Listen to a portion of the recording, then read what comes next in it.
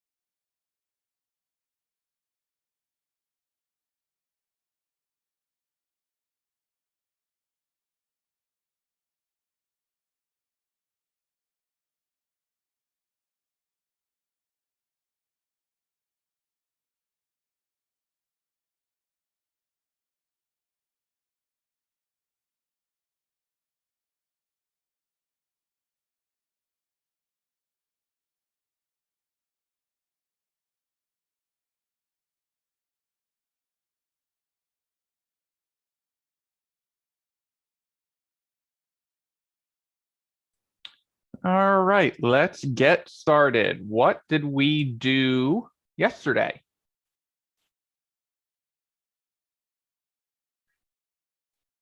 We used .filter. We used .filter on an array to sort through an existing array and return out a new array based off of what we wanted to filter out of it.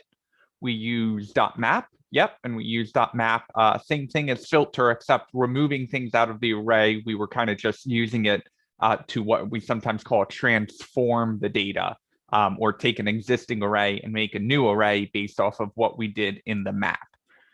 We used import export, and we learned a little bit about modules and ES6 modules, which use the import export syntax.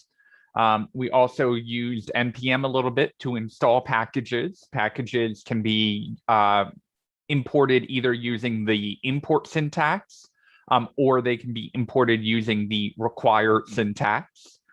We spent some time linking some pages together just to get you some good experience for your capstone.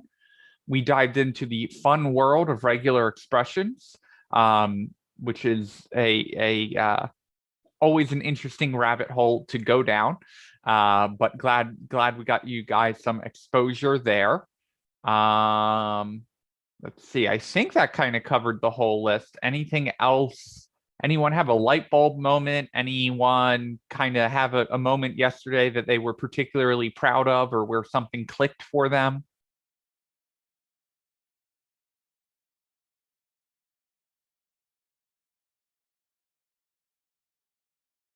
Your silence speaks volumes to my ability to teach. I know from one, I'm just exhausted. I'm sure everyone else is, so it's no reflection on you at all. No, I'm just joking around. I know, but please don't ever take it that way, okay? The good news is we are only covering one topic tonight. The bad news is it is kind of an advanced topic. So tonight we're gonna dive into asynchronous programming, the lovely world of promises and callbacks. We will be starting in what we call callback hell, and then making our way to some improvements to JavaScript with promises and async and await that have made JavaScript better, very similar to how import and export have made JavaScript better. So it will be an interesting thing to cover there. And then we can take a vote. I'm going to encourage we leave the second half of class open for any questions on assignments. I do have all the assignments posted in Google Classroom.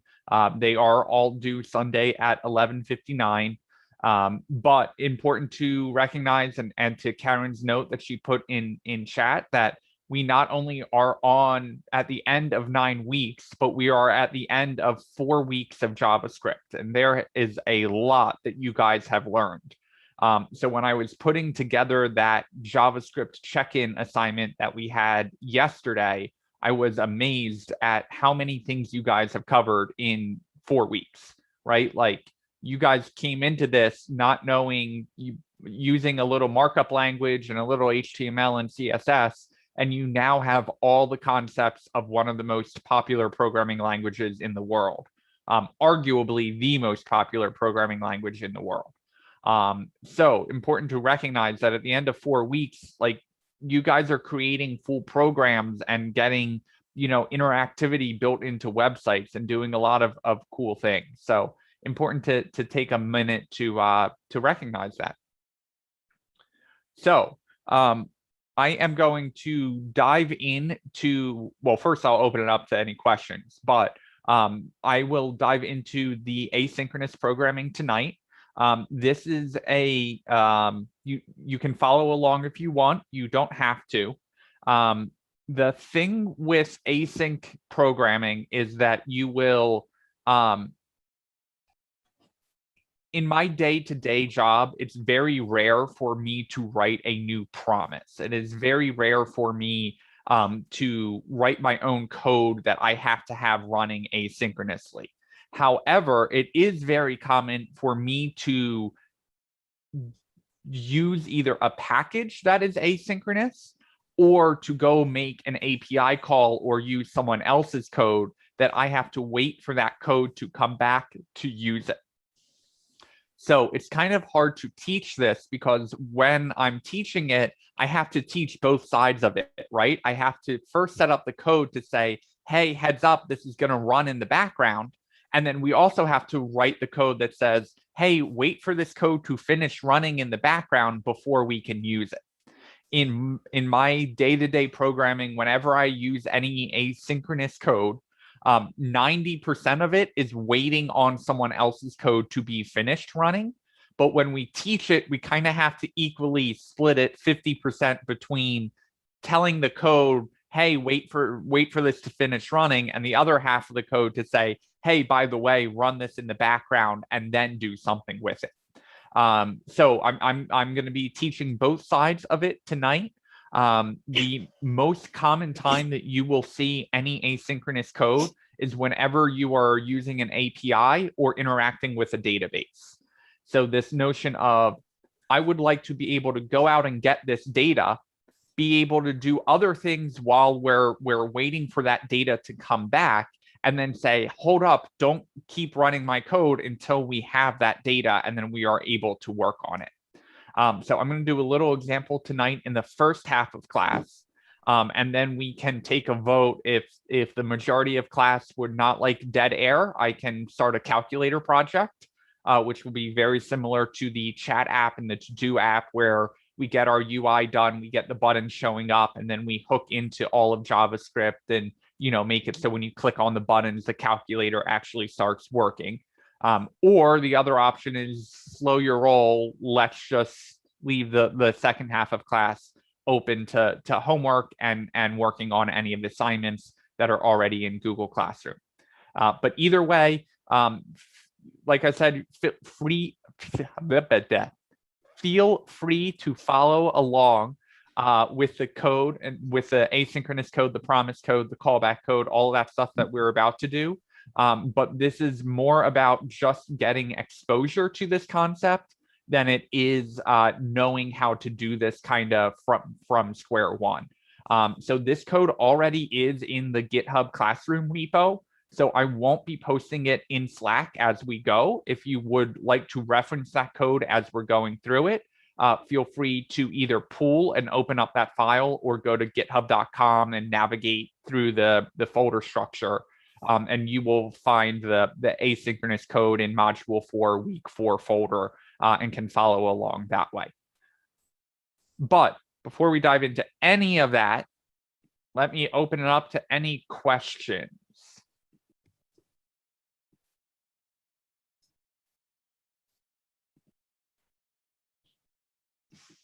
No, there are not any bears behind me at the moment. I will let you know if I start leaning in a little bit, it's because I saw a bear walking behind me in my camera view.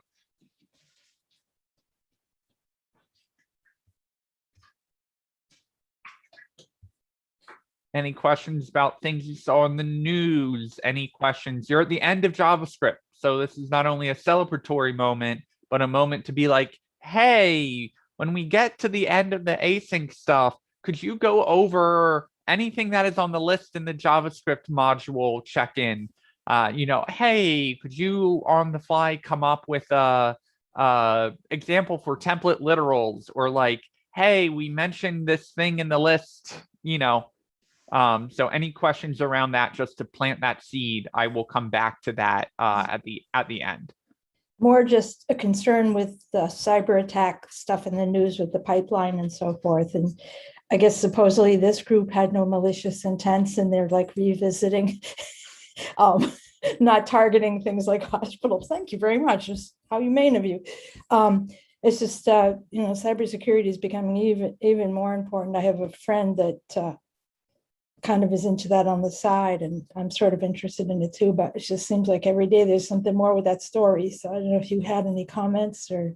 Yeah, the thing that I don't think they anticipated was, even if the ransom did get paid, it's not like they can just flip the switch and go back to normal, right? And so the problem with cyber attacks is, once they are in your system, you need to make sure they are fully out of your system before you go back to operating like normal. So when you have a breach like that, it is not just, oh, they flipped the off switch and said, pay us to turn the switch back on. They had access to all your code, all the code around the dashboards and reporting metrics on how much gas is actually in the line. They had access to the sensors that were able to tell, how much gas was flowing in the pipeline. They had access to, I'm sure, the valves that controlled where that gas was going. And so it would be very easy to say, oh, there's a little conversion somewhere in this code that converts a decimal to a whole number, and then we report that as a percentage. Well, all it would take is deleting 1 0, and instead of timesing by 10 or timesing by 100, you times by 10. Now, all of a sudden, you think the pipeline is at 5% capacity, and it's really at 50% capacity. And so going in and cleaning up after a cyber attack is a much larger task than just closing up the one vulnerability that they got in on, because you need to audit your entire system and make sure that it is working.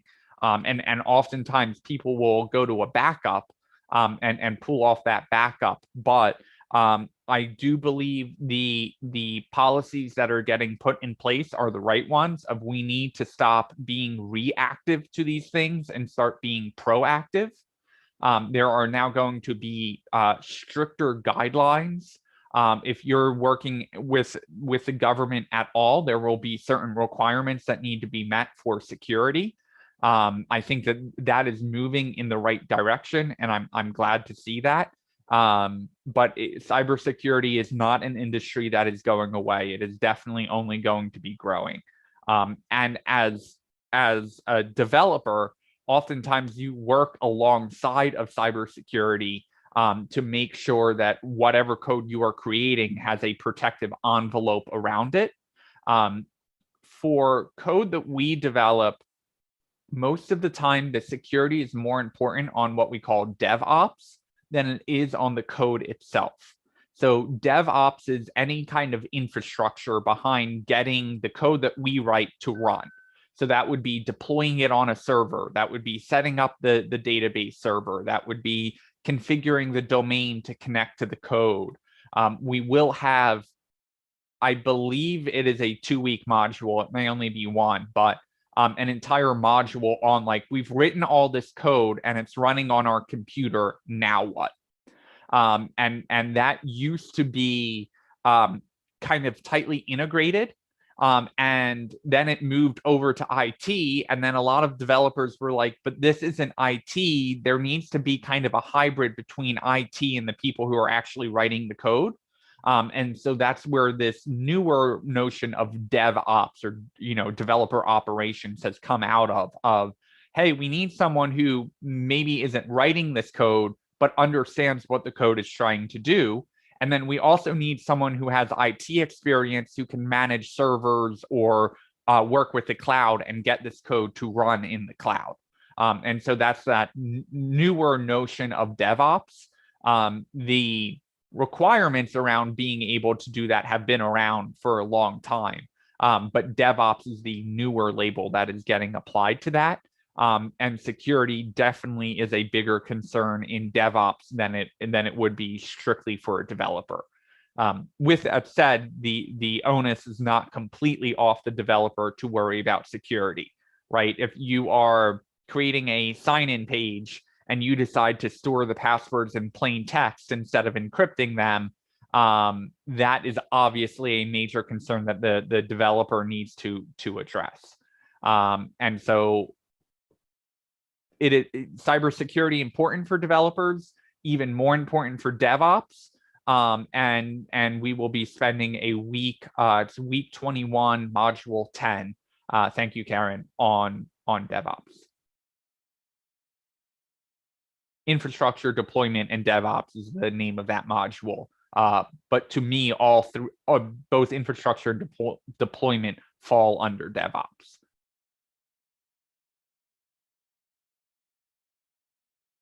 Other questions? Hey, Max, this is Shah. I have a question about modules and packages. So yesterday in the import files, we use modules, but we also use for the export, we use packages. So what are the differences? I mean, I understand, but kind of am confused. So if you could clarify the differences. Thank you. So I want to be careful about what I say here because I am not an expert in NPM modules, but a package tends to refer to something that is actually packaged up, right? So if a developer goes out and writes this code and goes, oh, I have this module. I've got this piece of code that can kind of stand on its own, right? I've got a couple files that it may be referencing, but it's all kind of its own standalone thing. What the developer can do is they can package that module up and release it on the Node Package Manager repository or website or list or however you want to think about it. So a module tends to be a standalone piece of code. It could be a couple files, but the important thing is it is self-sustaining. You can just run that module on its own. So modules are about segregating code. The package is more about installing. The package is more about grouping it all together, making it kind of putting a bow on it and having other people use it. So when we used Camel Case, we installed the Camel Case package, and then we were able to import that package and we were able to import that package using the ES6 module syntax. So package and modules are not competitors.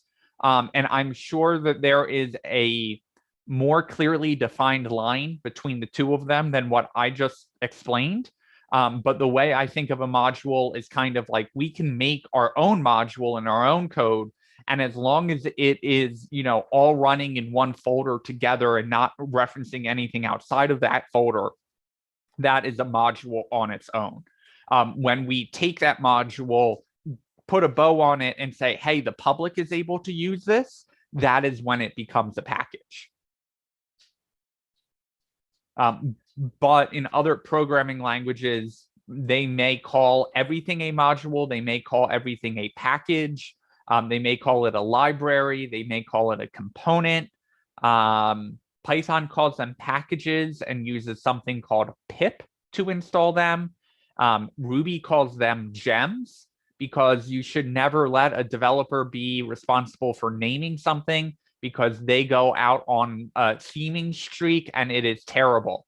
So Ruby calls them gems. I'm blanking on what Java calls them. I believe Java calls them packages.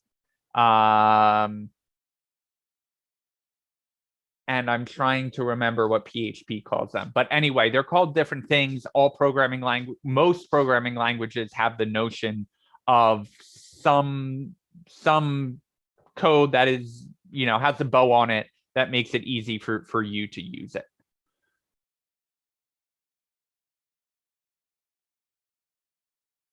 there was a JavaScript framework that I really like called Meteor. And Meteor went off the deep end because developers started creating things for it. And all of a sudden, their hosting service was called Galaxy. And anytime you were interacting with the database, you could use a package called Atmosphere. And they just like every package name was something meteor, astronomy in that realm. And it was just painful to be like, oh yeah, my package uses Meteor and runs in the atmosphere and, is in the galaxy. And it's just like, oh, come on, people. Stop naming things like this. Any other questions?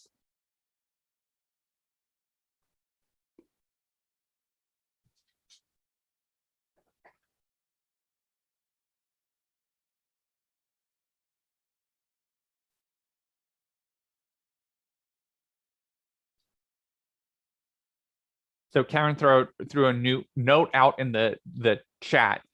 Infrastructure is only 1 week, but you got 3 kind of interrelated topics there. You start with infrastructure deployment and DevOps, module 10, week 21, which is like, all right, I've got this code. Now, how do I get it so other people can run this code? Week 22, module 11 is cryptography, authentication, and authorization.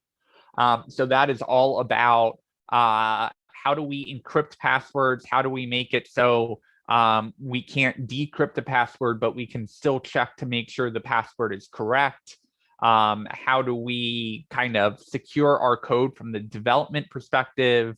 What is a certificate and how do we use private key and public key authentication to access a server? How do we get HTTPS working on our server?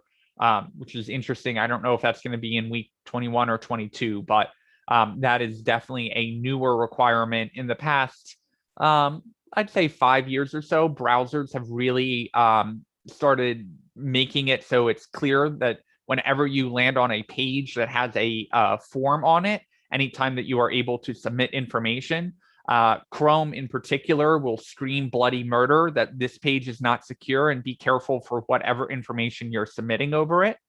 The way you fix that not secure is you use what is called an Ssl certificate. And that is what changes your website from HTTP to HTTPS.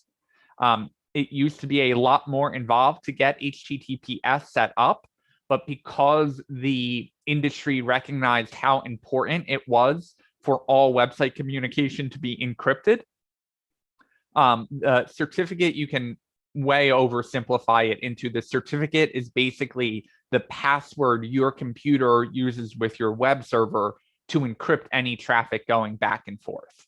And so the industry has made it much easier now to set up a certificate and get your site switched over from HTTP to HTTPS.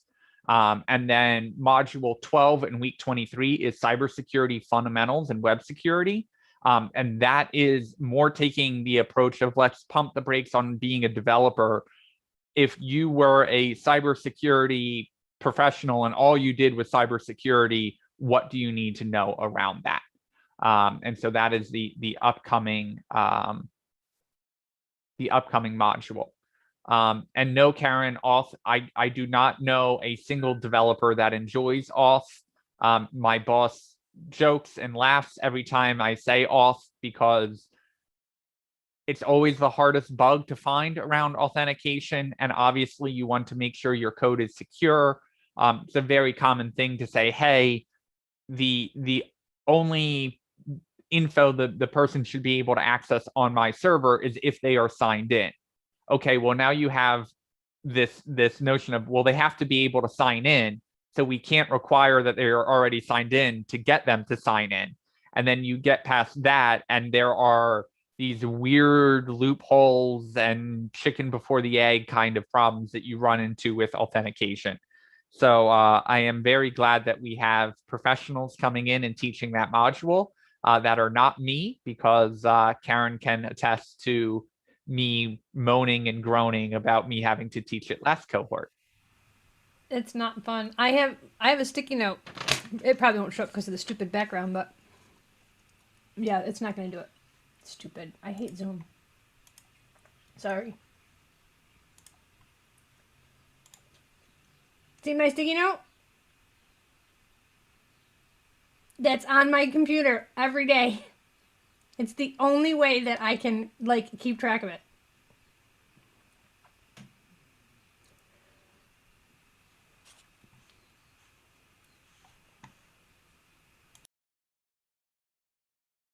Sorry, I just got an alert that there was a bug in production. So always fun, the life of a developer. One thing that you will learn in your DevOps section is we tend to split our code into multiple environments. When we say environment, we mean a like group of servers or where the code is running. And so when we say, the code is running in this environment, that environment could contain a web server and the database server and maybe something serving your front end code and all of that stuff. So different companies will have a different number of environments set up. Sometimes you have what is called your development environment, where you can play around and not worry about breaking something. Then you have your staging environment of, hey, I'm getting this code off my computer, putting it on its own server, making sure everything is okay there, using maybe dummy data, and then we send it over to production. Sometimes this is called a pipeline. But the general notion of, sometimes you'll be working as a very small web developer and a client will say, oh, can you just make this one change on my website? And you go, oh, yeah, this is buried all the way down. I'll just go make that change for you. And all of a sudden, their entire website is down and no one can access it. And you're going, oh, crap, oh, crap, oh, crap. And you try and take that one line out and it doesn't fix it. And now you're, in deep shit. It is very common whenever I don't do contract work anymore, but when I was doing contract work, it would be very common for a client to just turn the keys over to me and say, oh, we would like you to do this. And in those situations, I say, sorry, if you don't have a development or staging environment set up, I'm going to have to charge you a couple hours extra to get that set up, because I'm not comfortable making changes to code without being able to test it and make sure it's safe before we push that over. And normally clients are pretty supportive of that, but that is probably going to be covered in your DevOps module.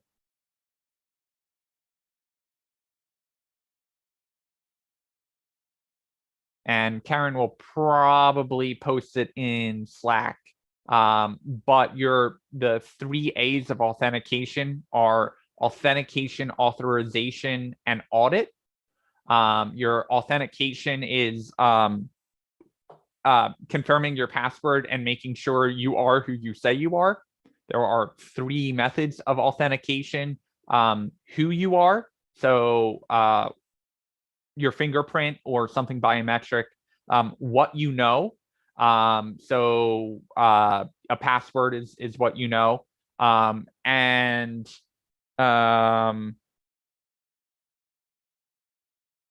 what you have, which is like, oh, I've got a 2-factor authentication code that you may generate from your phone, or there are actually security keys called FIDO keys that you can plug into your computer that work as a physical key, right? So when you think about 2-factor authentication, you need one of those 3 factors. So the lock on your door, well, you have a physical key, so that's what you have. Now, if you have to enter a code to get into that door, that's what you know the code. And then the final level would be, oh, if there's a fingerprint reader or an iris scanner or something like that, that would be who you are. So that is authentication. There's authorization of, just because you're signed in doesn't mean you should necessarily be able to access this, right? So just because you were signed into Google Classroom as a student doesn't mean that you should be able to see the teacher portal and post assignments or change grades or anything like that. And then the final A is for auditing, which is, hey, while you're in that system, we need some logs to make sure that you're only accessing what you say you are accessing. And that third A often gets forgotten about until there is, say, like a cyber attack that is affecting the fuel in a quarter of the country. And then all of a sudden that A becomes very important of like, how did they get in here? And while they were in here, what were they messing around with? So we can make sure to go after that and clean that up.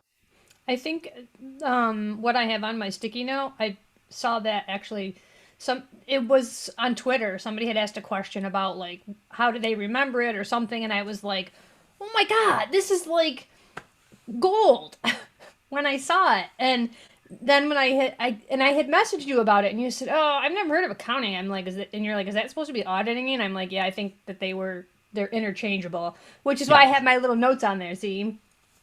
Yes. And I have heard the 3 A's. Some people say audit, so you can check into the system. Other people say accounting, so you can track the people while it's in the system. Either way, same concept. I have just always remembered it as auditing, but either way, you're hitting on the 3 same principles of security. Okay, any other questions? Sorry for the side rant there. Just to get you very excited for the last couple modules of the program.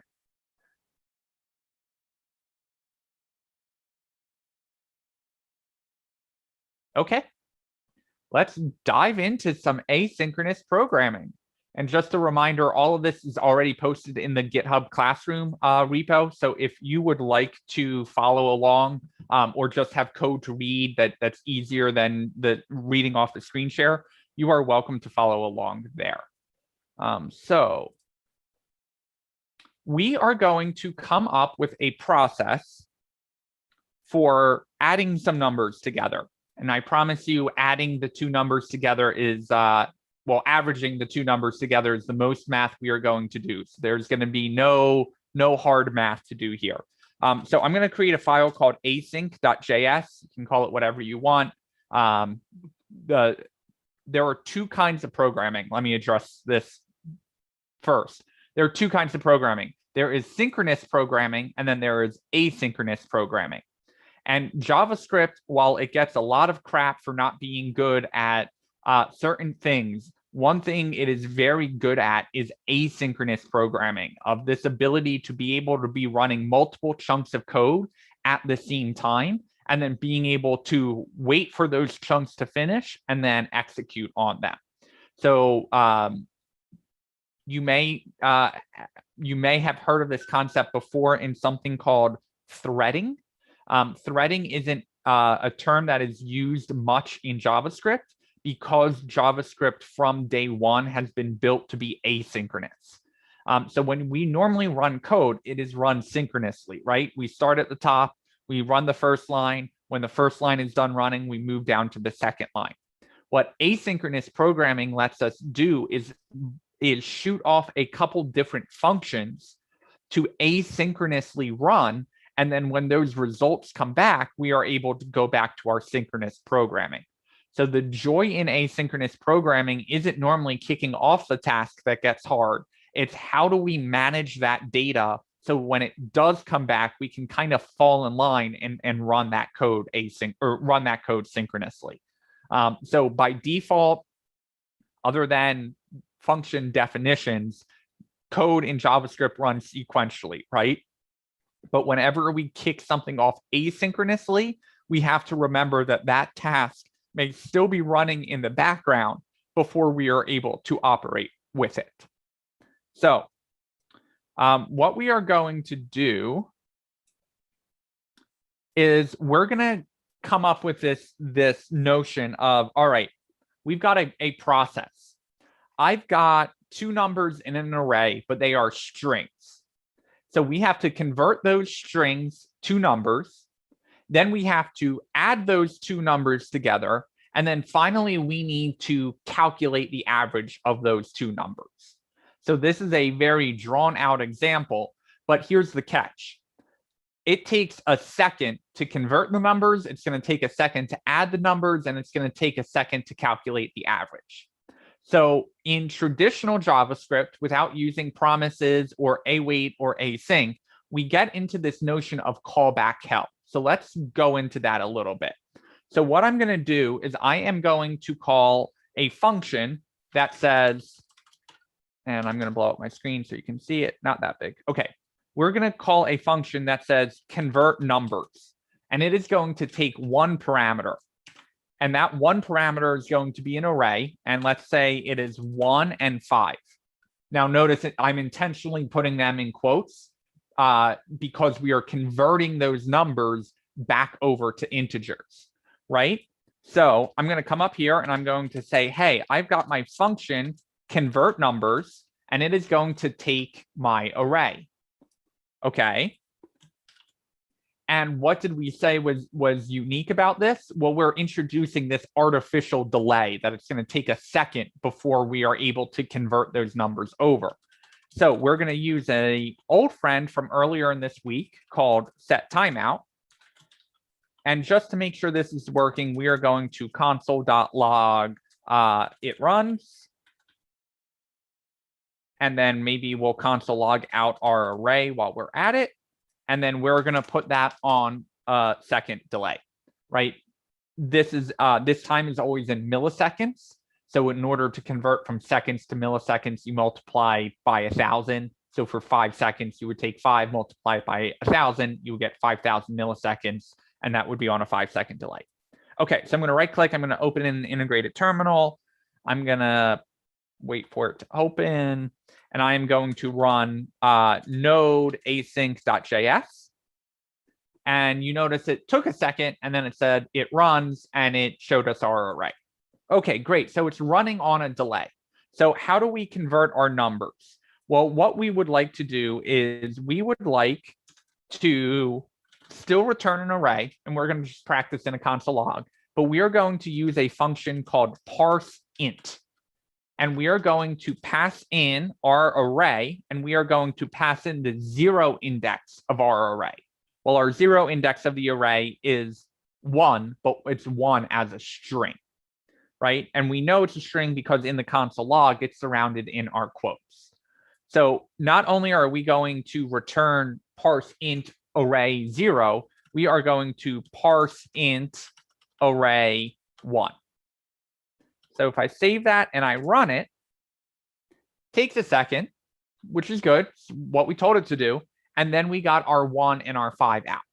Okay, great. So all I need to do is return that back to my convert numbers, right? So I'm going to come here. I'm going to console.log. I'm going to put that out here. And I'm going to remove my console log here and just put a return. Should be great. Come down over here. I run my node. I get undefined. Ooh, that's not what I wanted. Well, if we just take our return and I put it outside the set timeout and I run it, it runs fine, but it runs instantly. I want it to run a second later. You know, I want it to happen in the set call, in the set timeout.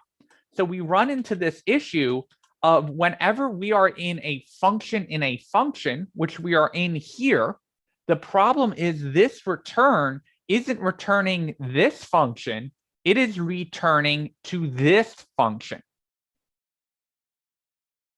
And so now we've got an issue because this function isn't returning up to this function.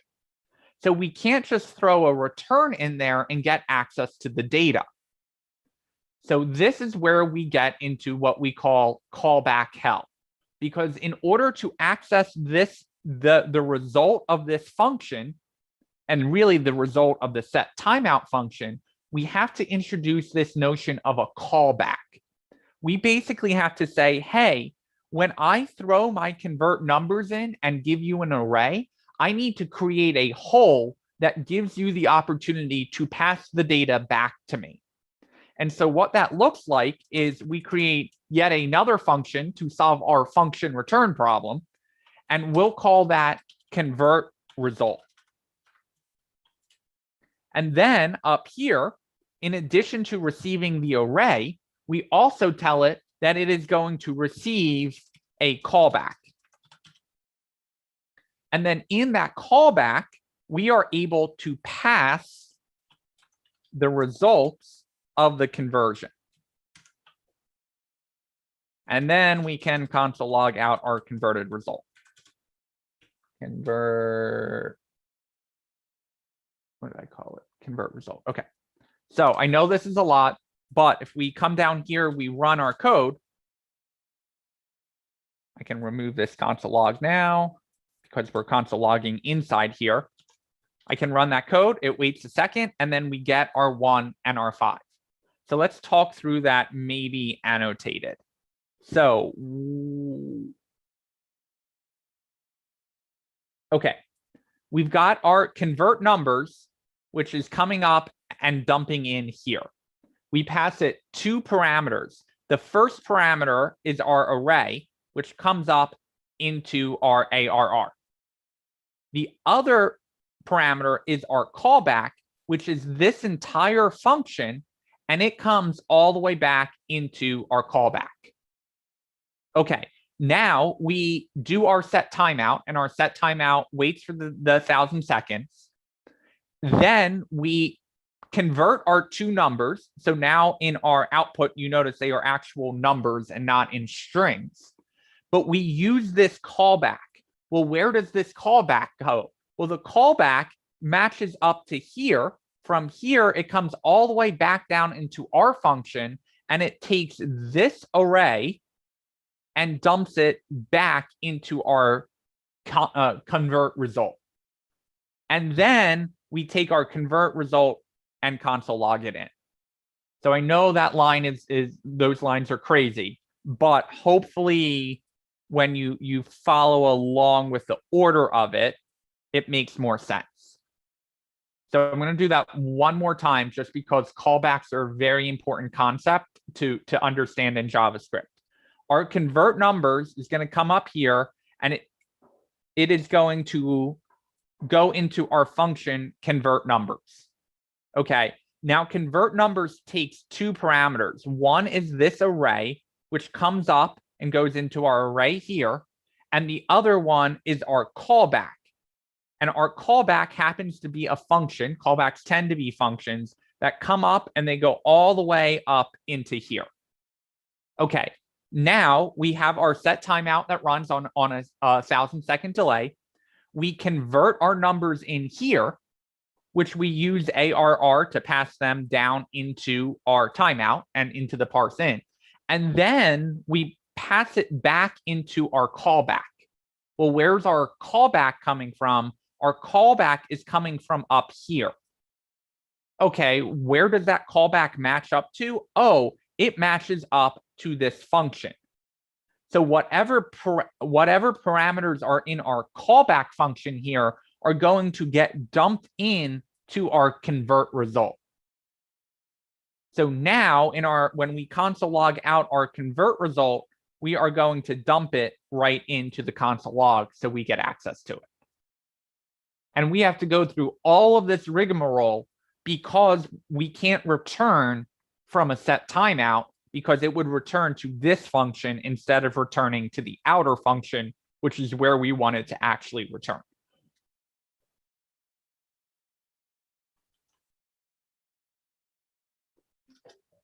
Gonna pause.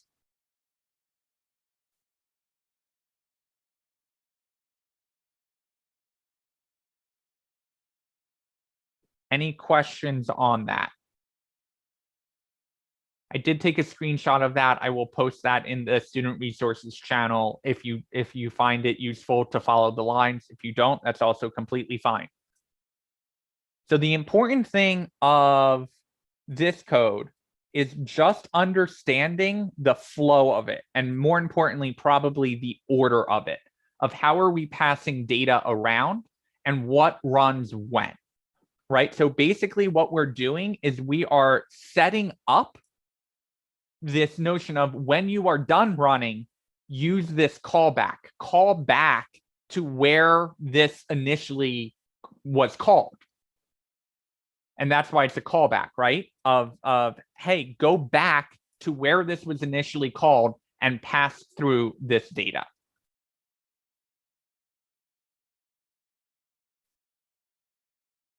So Joey threw out a good tip. Callback is not a reserved word. It's not a word you have to use.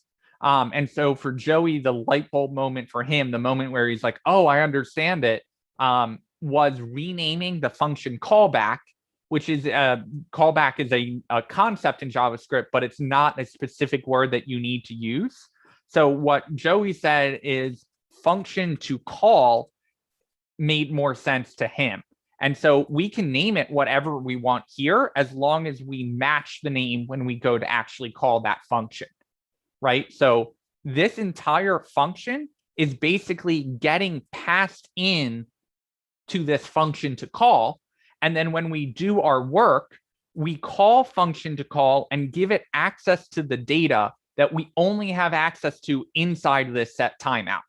And so because we can't return from this set timeout, because it is a function itself, we break out the data by passing it as a parameter into this callback, which we happen to call function to call. And now because we got tricky, we can now jump that down to here and get access to it.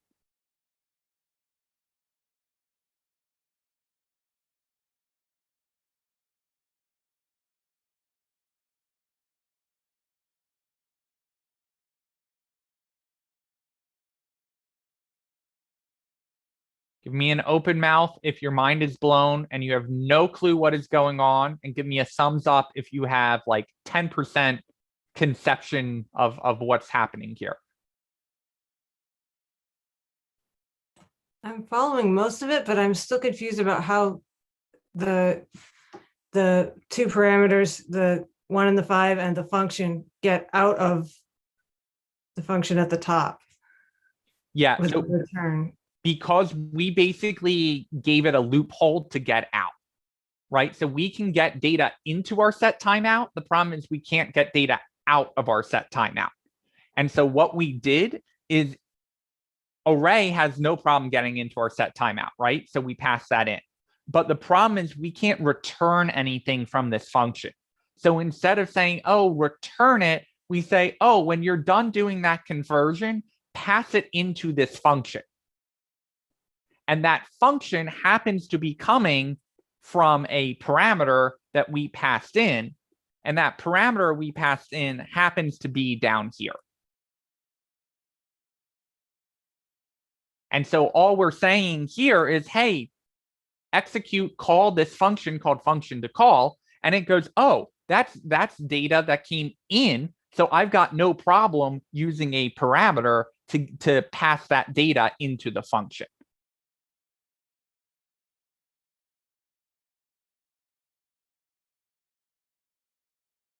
So basically what we're doing is we're giving it that loophole. The callback or the function to call is the loophole that says, oh, we can pass that data in as a parameter. And now that it is coming in as a parameter, we get access to it down here.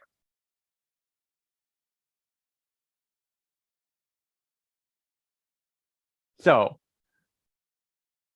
this is the notion of a callback. You can see how this gets confusing, but we are just in Dante's first level of hell. We are about to go into callback hell, which gets even more fun because I said this was a 3-step process. We're trying to calculate the average of those two numbers. In order to calculate the average of those two numbers, well, we now need to add those two numbers together. So we are going to create a new function that says add numbers. And it's going to take an array. And what it is going to do is this takes a second to run as well. So we create our function and we say that it takes a second to run. And then we are going to console log out array index 0 and array index 1. Okay. Now, the only place we have access to the converted result is inside this function. So we need to call that function here. So we're going to say add numbers, and then we are going to add the convert result that came from this callback up here. Right? So convert comes in, that's the result of the converted numbers. And so we pass that in and everything should work fine. So we save, we come up here, we run it, and then we get 6. And so I'm going to just throw console.log numbers converted. So we can see it takes a second, we get our numbers converted, it takes another second, and we get them added together. So I will do another console login here that says numbers added. Okay, but now we've got an issue of we need to calculate the average of those two numbers, which is going to be in yet another function. And that function is going to say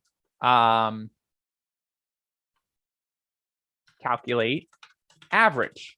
And calculate average is going to take the sum of those numbers and return something out. But the problem is we need to use another callback because our sum is stuck in our set timeout. So we are going to come down into our add numbers, and we are going to create a new function that has access to the sum. That function is going to act as a callback. So we come up to our add numbers, we add in our, let's say, deliver sum results. And then in here, we are going to deliver our sum results, which is going to be array 0 and array 1 added together. So now down here, we are going to console.log our sum and hopefully have access to it all the way down here. So we're going to run that, and we get our numbers converted, and we get our numbers added, and then we get 6 out. So now we just have to go one final level deeper. We now need to calculate the sum. So we are just going to say console.log sum divided by 2, because we know it's only 2 numbers we're passing in. But this also is going to, for some unknown reason, need a second before it can run.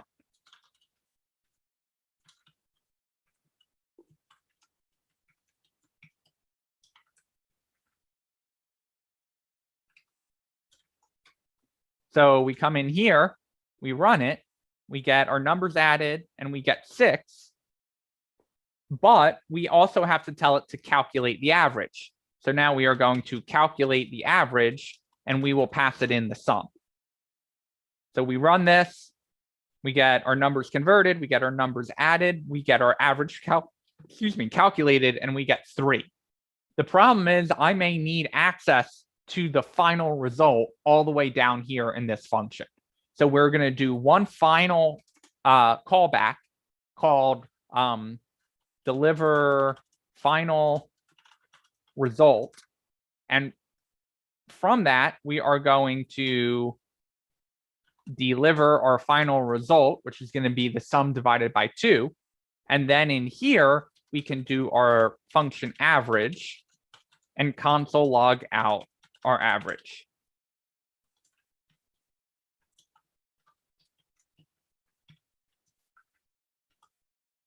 So we run that, we get our converted, we get the added, we get callback hell, and we've made it to the average, which is 3. And so the reason why this is called callback hell is because you can see how easy it is to keep going further and further and getting functions inside of functions inside of functions. And that is really problematic, right? Because you may need access to data that is based off of some other data that is based off of some other data, which is the case of this code. And so in JavaScript, before we got to the notion of promises, which we're about to cover next, there was no way of getting data to run asynchronously and get the results of that data without using a callback and basically saying, hey, when you are finally done whatever you need to do, whatever code is running in the background, then deliver the result back through this callback.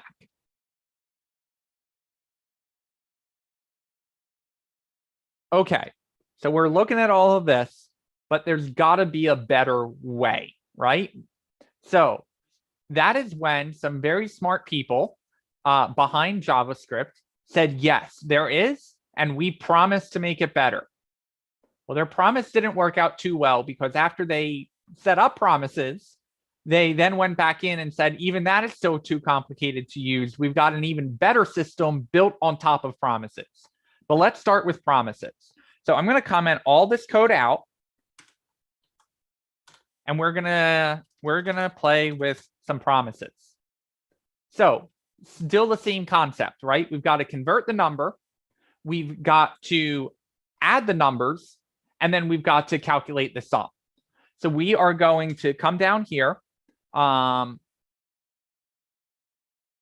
we are going to say, hey, first off, we need to convert the numbers. And the numbers are going to be 5 and 10 this time. So we create our function that says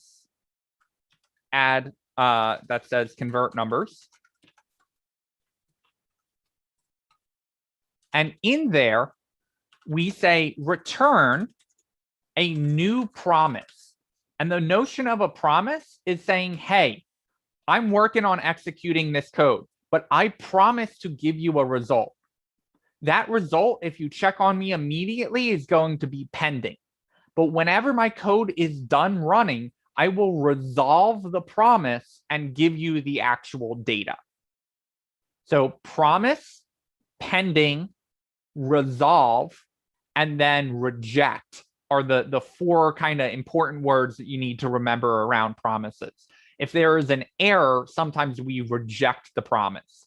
But a promise can either be in 3 states. It can either be pending, which means I'm still working on it. I don't have any data for you. It can be resolved, which means, hey, you can get access to my data now. I finally figured it out. Or it can be rejected as in, oh, something went wrong. I can't promise you the data. I can't give you the data. I don't have any more details for you there. So what we do is now that we have our promise is going to be a function, and that function gives us access to this special resolve parameter. So now in here, we can do our set timeout, and our set timeout is going to take a second to run. And what it is going to do is it's kind of like a built-in callback. We can resolve that data we can resolve our promise. Oh, I'm in convert to be parse int ARR 0 and parse int ARR 1. Okay, so if I come down here and I console log out my convert numbers and I run it, I get this promise pending. Right? And you notice as soon as I run it, that comes out instantaneously. That is basically saying, hey, your promise it's still working. We don't have the result of it yet. So we can use this special terminology that says, okay, when convert numbers is done, then do something. Okay, well, what do we want to do? We want to grab the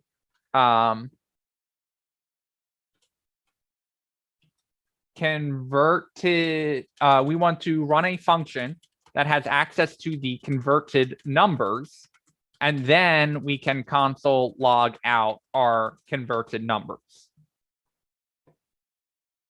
So we come in here, we run this code. Now it takes a second. Converted numbers, make sure our variables names match, and we get our 5 and our 10. So this may not seem any better to you because it's like, well, you're still using that notion of a callback, right? You're still creating this notion of, oh, resolve, and resolve is going to give me access to it outside of wherever it's running. The good news is that you can chain callbacks. And this is where it starts to get better. So I'm going to create a function that is adding numbers, and it's going to look just like our convert numbers, right? So still returns a new promise. We still have access to the resolve. It's still grabbing the array, and it is resolving those two things in, still while running on a second timeout. So now when we come down here, instead of having to go yet another level deeper here, we can actually go outside of it. So what we can do is we can say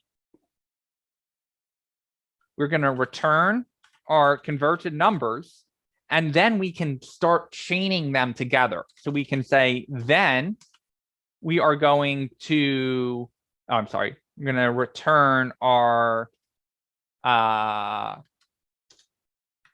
numbers, and where we'll pass our add numbers the converted numbers, right? And from there, we are then going to get our function, which is a sum, and we can console log out our sum. So we can keep going down this chain and saying, okay, first you need to convert the numbers, then you need to add the numbers, then after the numbers are added, we can finally console log them out. So we're going to save, we're going to run this, it takes a second, and then we get our 15, which is our sum, our added numbers. And so just to finish out the chain, we can also use the same structure for our final calculate average. And in here, we are going to return our calculate average and pass in our sum. And then we finally get access to the result, and we can console log out our result. So we run that, it takes 3 seconds, a second for each function, and it finally returns out our result. So this is better than a callback, but it's still kind of complicated. Like we're not going a level deeper each time, but it opens us up to this notion of do this first, wait for it to finish, then do this. And after it's done doing that, then wait for it to do the next thing, then wait for it to do the next thing. So we kind of start building things up in a line instead of getting deeper and deeper into it. I'm going to pause there and see if you guys have any questions on that before I show you the final version, which is hopefully the most simple version as well. Yeah, I have a question. It has to do with functions, which keep coming back to bite me.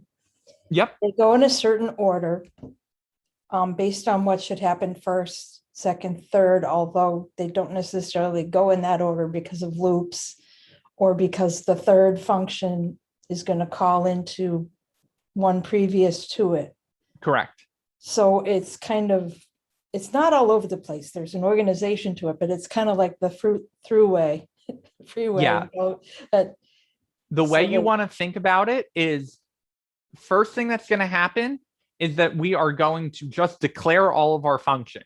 And when we say declare functions, we just mean we are going to just say, hey, when we decide to run this function, here are the things that are going to happen. And that function order most of the time does not matter. Okay. Right. And so that is loaded in literally into the memory of your computer, just so when we say, hey, remember when we told you to run that thing called calculate sum? Now we want you to do it. And so the order of the functions depend on when the function is called. And when we say when the function is called, we literally mean all it takes is using the parentheses, and that's when we call it. And when we say we call a function, it also means execute the function. It means run the function. It means there are a lot of synonyms for executing code. But the order of the function execution is always set by the order that the function is called, not the order of the code when it is declared. So further up in this code, there is a function convert number right there.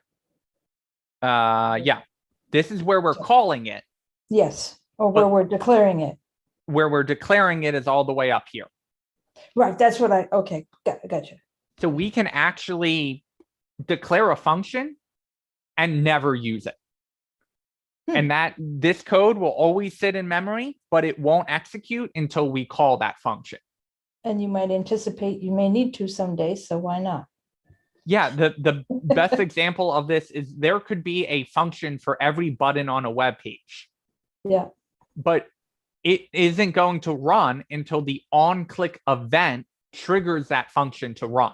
So yeah, you still need to declare the function. You still need to tell the function what to do if that button is clicked on. But if the end user never clicks on the button, that function may never run. And that may be okay.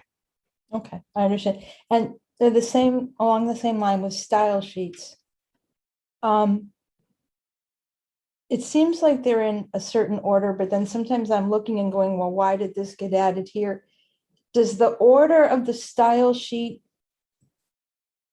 matter to running very the much. program, or is it just, Yeah, your way of looking at the site? that is the C of CSS, cascading. Cascading means order matters. And so in a style sheet, it is very important if you declare your styles and then have Bootstrap load in after it, Bootstrap is going to overwrite your styles. Vice versa is also true. If you have your own styles that come after Bootstrap, that's going to allow you to overwrite Bootstrap styles. But there are times that you can write your own code and then cascade over it further down the road. I meant within the CSS file. Correct. The order matters in the CSS file. Okay, because the other things will be working. Because, okay. You can write some code at the top of your CSS, do a bunch of other CSS stuff, and then have code at the bottom of the CSS that will cascade over the code that you wrote at the top of it.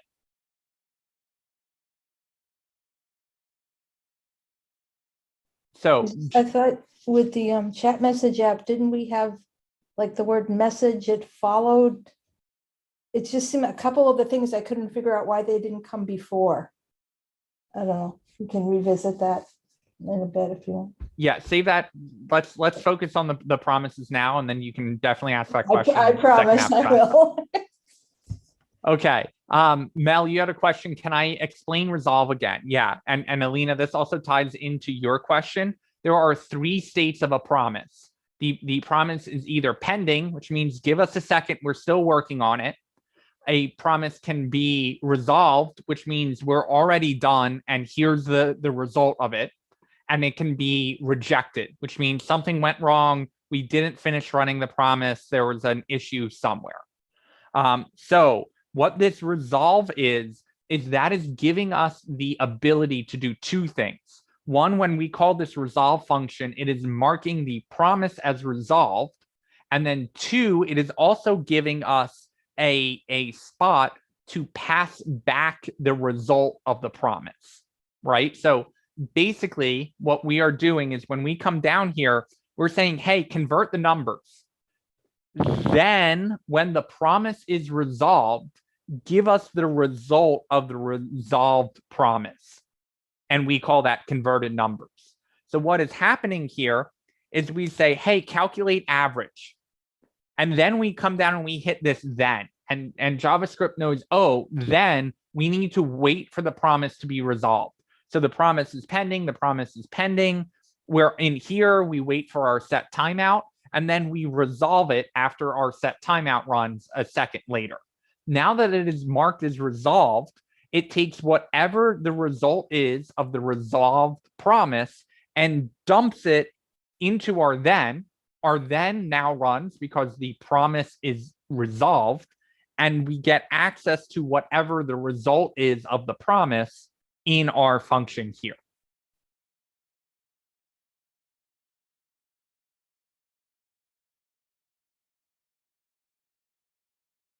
It's a lot.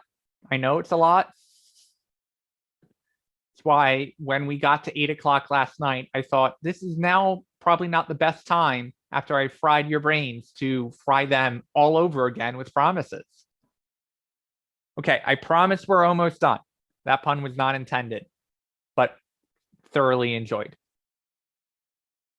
And good, Alina. I'm glad that it is clicking. We are not expecting you to write promises right, starting next week. Although they will creep back in a little bit with what Ryan will be going over with you next week of, hey, I go out to the internet and that naturally takes some time before that result comes back. I've got to wait for the page to load. I've got to be able to go out, wait for that data, and then have it come back.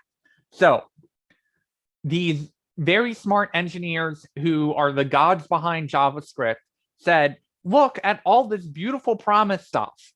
And the developers came back and said, yeah, that's really cool. But like it took me an hour and 12 minutes to understand how all of this is working. There still has to be a simpler way. And the engineers came back and went, yeah, but all of this is really cool. Like, this is doing really advanced shit under the hood. Like, can't you appreciate that?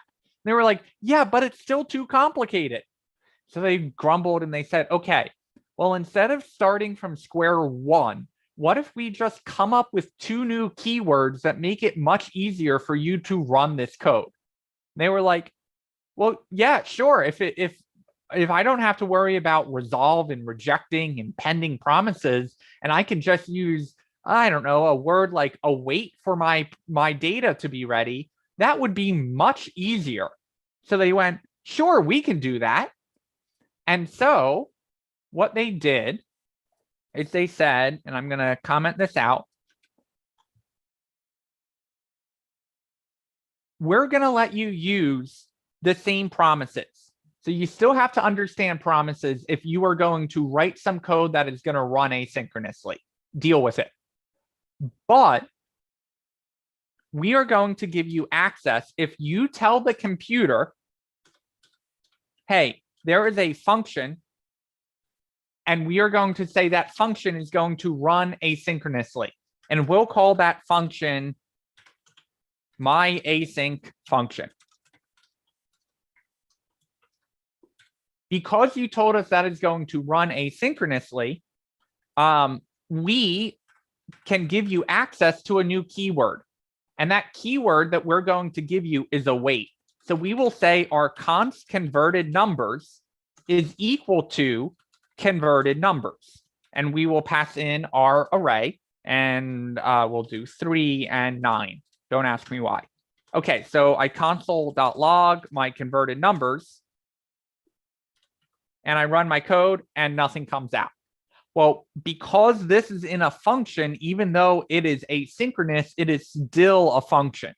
So we have to call that function down at the bottom. So we just say my async function, and we call it, and we run it, and we get, cannot access converted numbers before initialization. I think I called my function convert numbers. So I just referenced the wrong one. Okay, try that again. So now I get function convert numbers. Well, that's not what I want. I wanted my converted numbers to come out.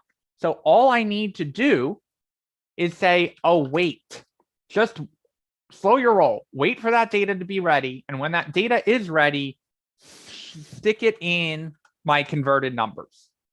Sorry, I'm going to actually take this out because that was a typo. I had the wrong variable name, and so it wasn't matching in my console log. So let me try that again. I call my convert numbers, and I still get my promise is pending. That's not what I want. I just want to say, like, just wait for you to finish getting that data ready, and when it is, stick it in converted numbers.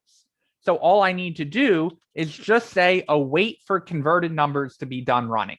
So I run that. It takes a second, and I get my numbers back out. And now I can rinse and repeat this. I can say, hey, my sum is going to be equal to my add numbers, and I am just going to pass in my converted numbers.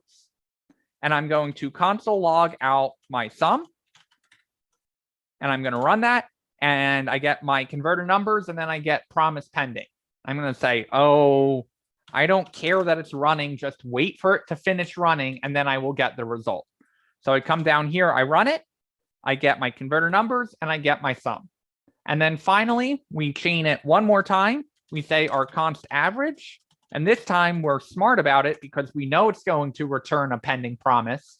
So we just say await for the calculate average, and we pass in our sum, and then we can console log out our average.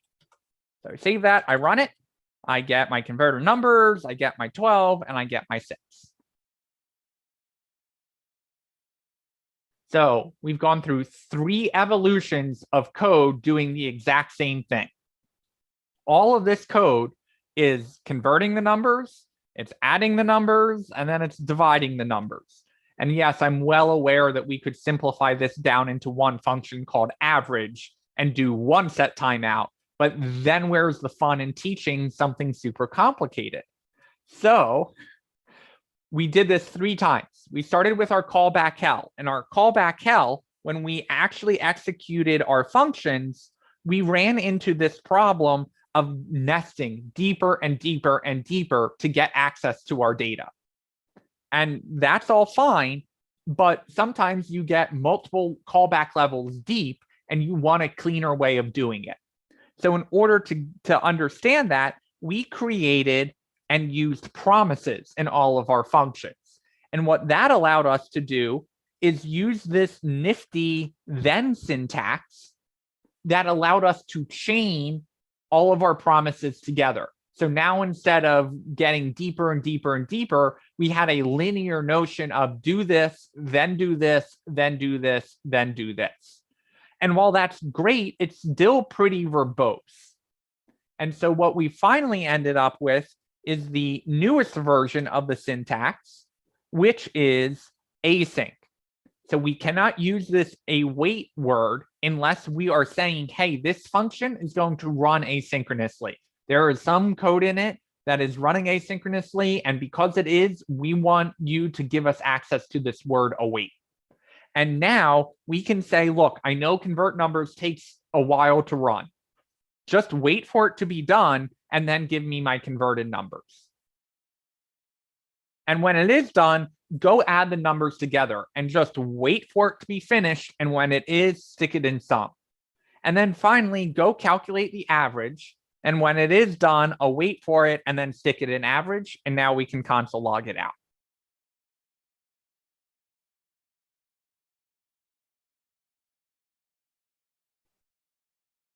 Okay. Did we drop down to like 5% understanding yet?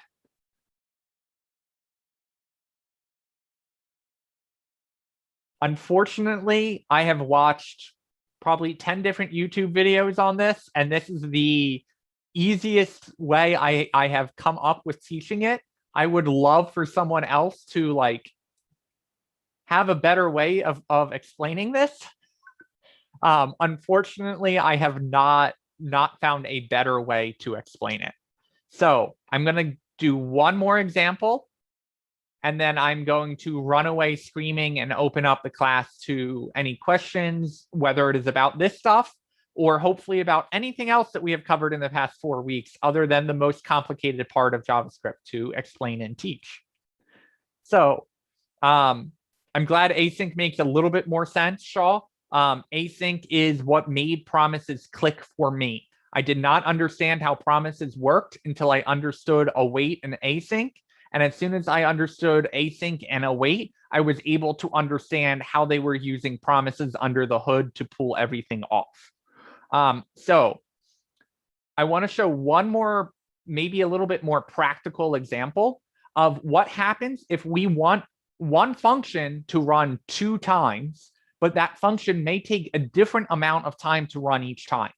So instead of saying, hey, go run this function, wait for the result to come back, then run this function, wait for the result to come back, and we get the result, what we can do is at the beginning say, hey, go run both of these functions, and whenever they are done, whenever they are both done, we can continue with our code.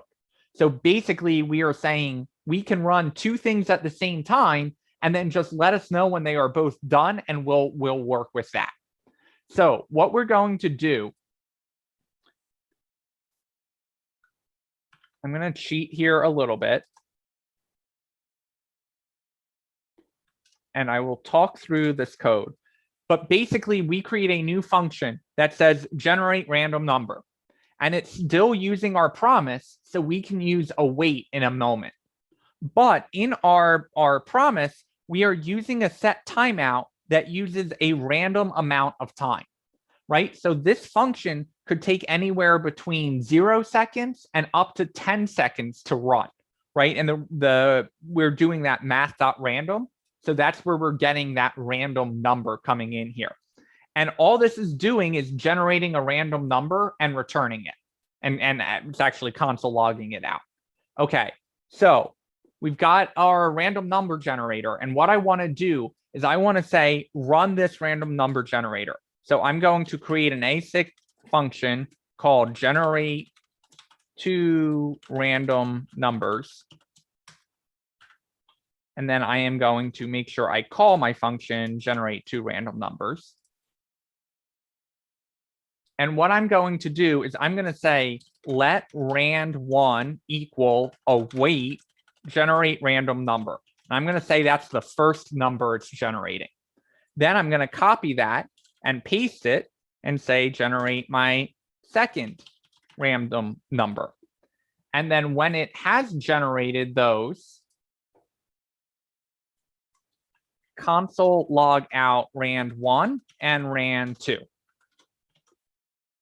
So I'm going to come down here, I'm going to run it, and I'm going to get waiting. I'm waiting. All right, I generated my first number. First number I generated happened to be 0. And I'm waiting, and I'm waiting, and I'm waiting. And I got my second number, which is 1. Well, that took a lot of time to run. What if I want them both to run at the same time? And when both of them are done running, we can just print out the result. We're effectively going to double the speed that this is running because we're running them both at the same time. So what we're going to do is we're going to say, don't wait for it. Just go kick off both of them.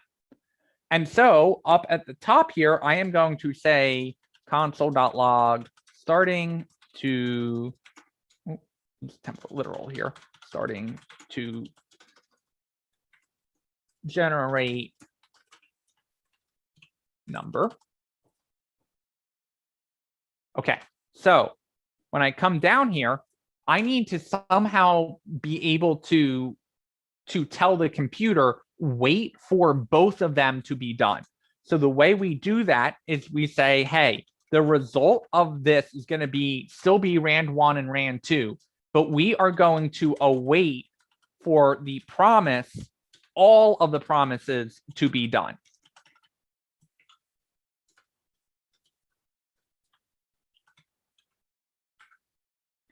And then when they are finally done, we can console log out our rand1 and our rand2. I'm going to save that. I'm going to run it.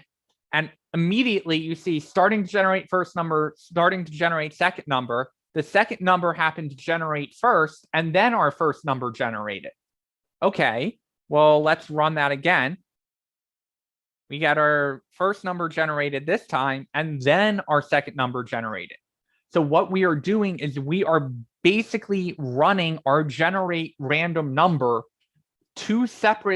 we're running that function 2 times, but they are running right next to each other. So we are basically able to run that function 2 times, but cut that time in half because they're running at the same time instead of running synchronously one after the other. The other beauty of that is that lets us come in here, and the first lines kicked off those functions to run at the same time, but that also frees us up to do some other code work here while the other functions are running, like adding 5 plus 2. And so when we run this code, generate first number, generate second number, we kick those off, we're able to run whatever other code we would like to run in here. And then we are able to say, oh, I forgot a semicolon.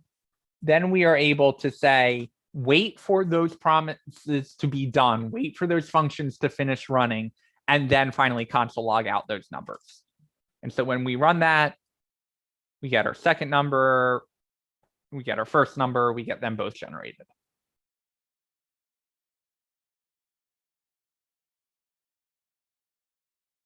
So the point of this example is to kind of show you how we can use promises and use asynchronous code to our advantage. So we can get 2 things running at the same time, still be able to work in our function, and then tell the computer, hey, await for all of those promises to be done, and then we'll be able to access them and work with them. So the last thing I want to show you is there's a really cool function that a lot of JavaScript developers don't know about called console.time. and it will basically time how long it takes between the time and the time end for that code to run. So if we say total runtime, and then all the way at the end, we say console.timeEnd total run time. When we run this code, it tells us there is no such label as total runtime because I typed 2 spaces. Generated first number, generated second number, and the total time that took to run was 7 seconds. But we come up here, we can do something like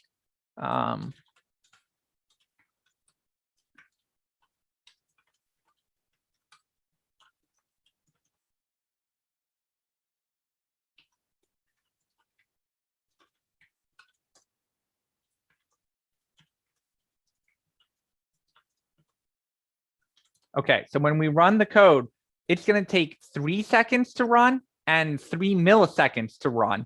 And what was the actual time it took to run? 3.258 seconds. But that is because they are running at the same time. So if we modify this code and we say wait for the first one to be done and wait for the second one to be done, we will find the first number is going to take 6 seconds to generate. And then it finally generates it. And then the second number is going to take 8 seconds to generate. And then finally generates it. And that code took 14 seconds to run. So we are able to basically cut that time down and say, hey, if the first one takes 6 seconds and the second one takes 8 seconds because they were running at the same time, the total is only going to be 8 seconds. And the way we do that, again, we take out the await and we use this functionality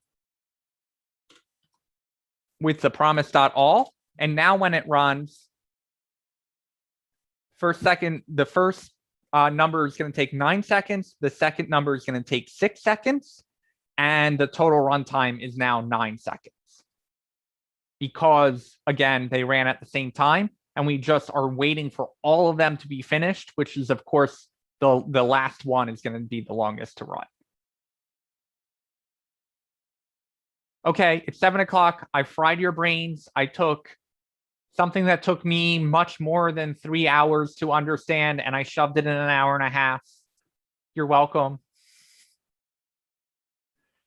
Any questions about this before we take a break? I assume you'll put this in Slack? It is in GitHub already. Oh, that's that other file, the one that says start? Correct. Oh, okay, good. Because I've been trying to follow along and code along, and I'm like, okay, I'm missing parts. I did mention that all of this code was in GitHub before we even wrote any of the code. But I got caught in the vortex. So, all right, got it. And I already pulled it down and everything. Yeah. Other questions on this? So I would say the most important thing that you get out of all of this is that asynchronous code, 1, makes things more complicated, but 2 can also make things much faster, right? So next week, we aren't going to expect you to be optimizing your code to run asynchronously so your loops run faster. We're not expecting you to be at that level. But what you will find next week is that API calls naturally take time, and you have to wait for that data to come back before you can use it. And so it will be a little easier to do that in the API call because the API call does all the promise creation for you. So you don't really have to worry about any of the promise.new and the resolve and any of that. All you have to do is be like, oh, I just need to await for that data to come back, and then I will work with it. And so we can take all of this of how async await is using promises under the hood and what it's trying to solve with callbacks. You can just retain about 2% of that and just go, oh, this is something that's going to take time to run. So we need to use the await keyboard, the await keyword, to say, wait for this until this is done running before we use that data.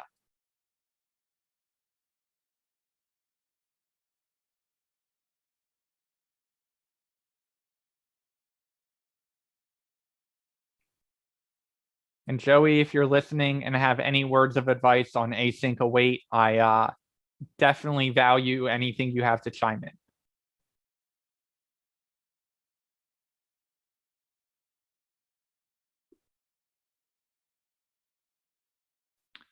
Mel, it could be. That's a very complicated answer. The question was, is this related to how Google ranks your page speed? For most JavaScript you're writing on your front end, it's not really going to impact how quickly the page loads. What would matter is, say you are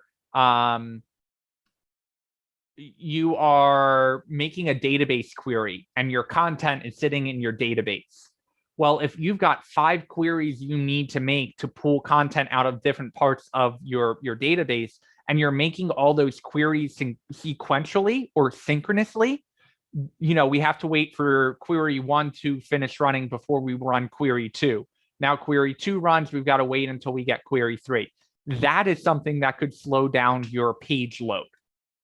And so ideally what you would do is you would kick off all 5 of those queries at the same time, wait for all 5 of the queries to be done, and then return them, instead of saying query 1 is running, wait for that to finish, now query 2 is running, wait for that to finish, and going down the chain.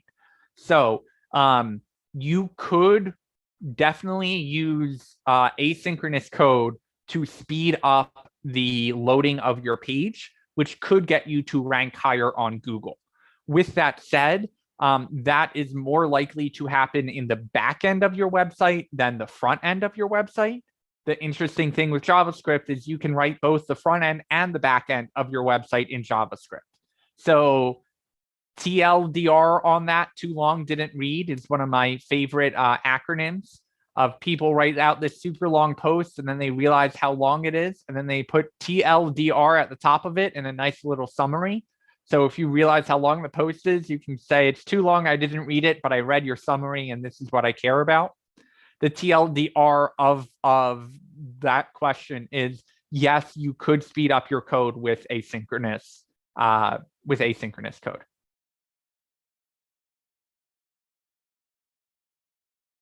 And Joey made a great point. React uses a lot of async await code. And the way they approach it is much cleaner. React still uses promises under the hood, but because React is still written in JavaScript, but they obscure the promise nature of it away in React. So all you have to worry about in React is the async and the await. So Joey will start to layer these concepts in the React module, and Gus definitely, Ryan next week will definitely be using .then or await in his code. And it will be a more nuanced approach to this. So it won't be, here's how all of this stuff is working under the hood, and we expect you to be a mechanic from day one. Ryan and Joey will back that out in API calls and in asynchronous functions in React to kind of just give you a taste of how asynchronous code may work. And Joey, I do not approve of the pun of sink into your brains not being SINK and actually being SYNC. And by me saying I do not approve, I mean I totally approve, because I love puns. Shaw, async, it is, I don't want to say that it is mainly used in the backend. Question is async used mainly in the backend? JavaScript with ES6 and async await support has made it more popular in the front end code and not just in the back end code. I would say that it is much more common to optimize back end code with asynchronous code then it is to optimize your front end with asynchronous code. But you want to separate out the word asynchronous and the word synchronous are a programming term used in every programming language. The keywords that they use to make code run synchronously or asynchronously vary from language to language. JavaScript happens to use async and await, and under the hood, they are using the promises to figure out whether that code is still running or if we have our result. So async and await are kind of a friendlier interface to work with promises. And the reason we work with promises is so code can run asynchronously.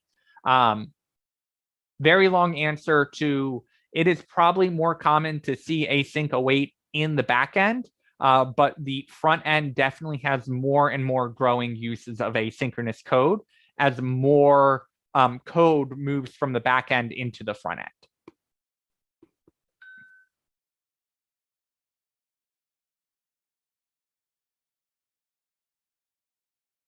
Any other questions on async code?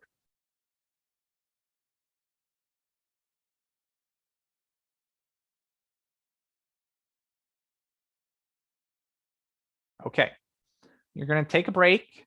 I can smell the smoke from your brains all the way down here in North Carolina. So I am hopeful that when you come back at 7:30, you've cleared that smoke. You've got a big, fresh brain. I am going to put up a poll of whether you would like to use the next hour of class time to work on homework, or if you would like to work on the calculator project. While I am happy to do the calculator project, I'm happy to let people drop out of the class. I would encourage everyone work on their homework instead of the calculator, but democracy rules here. So I will create the poll for either calculator or just some homework time. And we can decide when you guys get back at 7:30. Question, in your spare time, if you just like did a run through on a video that we could watch later, if, you know, we don't feel that anyone that feels that they need to focus on other stuff, that could be too, because it sounds really interesting. Yeah, so the I'm using your calculator project is not one that I can claim as my own. I Right. believe Free Code Camp is one of the places I saw it recommended, and they already have a video series on creating a calculator. It is a very common Okay. project for Okay. people just working with JavaScript. So if you just Google create calculator HTML JavaScript, you will get probably at least 100 different people who have recorded themselves creating something like that. So while normally I am all about content creation, I will defer to the fact that this is not a new idea. I was just thinking you might have fun, you know, because you love to do this stuff. So anyway, but no, yeah. But I will create that poll and we can make that decision when we get back. So go take your breaks and I will see you guys at 7:30.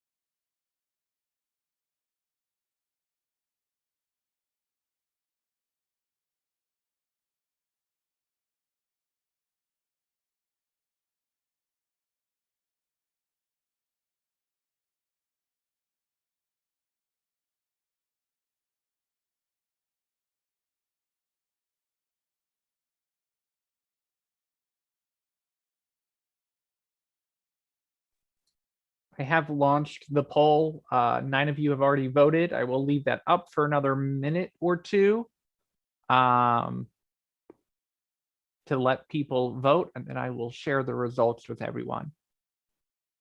The power goes to my head when I can see what you guys are voting for, but you can't see the results unless I choose to share them, which is super interesting.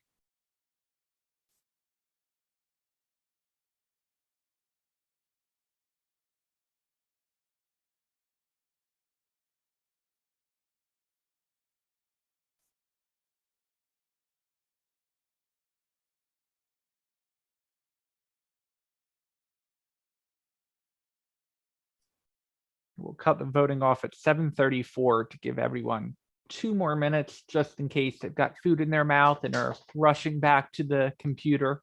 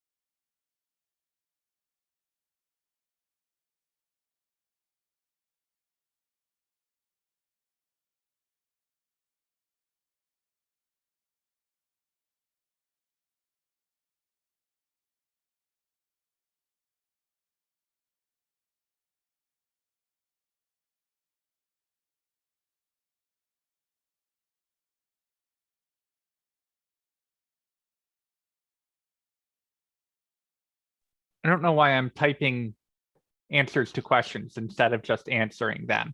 But set timeout is a function built into JavaScript. So we don't have to define that anywhere. We can just naturally hook into it and use it. So it's kind of like document or window or any reserved word, const, let, anything like that. Another similar one to set timeout is one called set interval.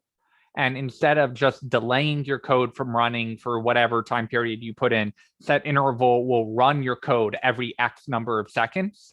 So if you were, to example, create a clock and every second you wanted the time on the clock to update, you could use something like set interval and say, hey, run every second or every minute to update the time on the clock. So set interval, set timeout follow the same thing. Very similar, just a little different.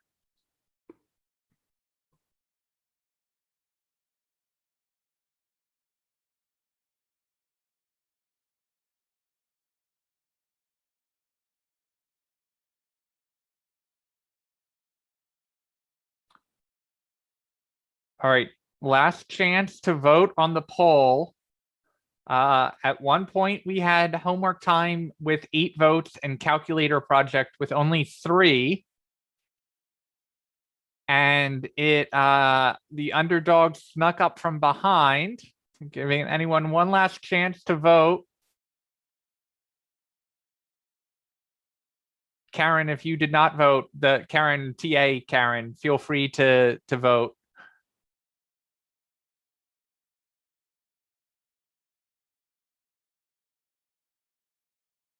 And the poll is anonymous. I don't know who voted for what. So I'm going to end it and share it.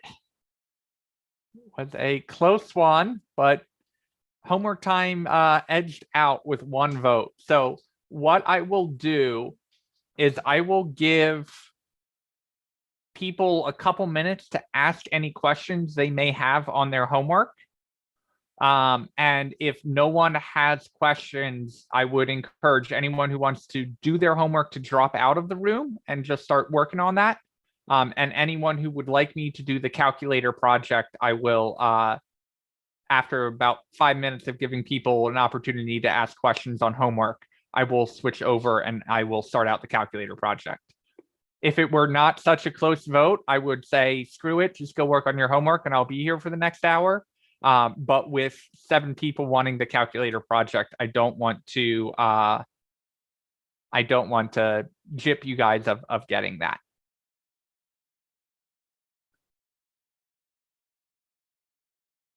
So I'll give everyone like 5 minutes. Take a look at the Google Classroom assignments. Let me know if anyone has questions about them.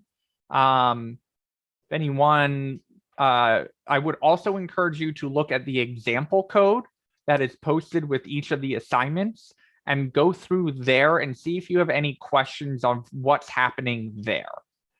If you do, I'm happy to answer questions. Karen, I said you got to vote. I encourage you to vote.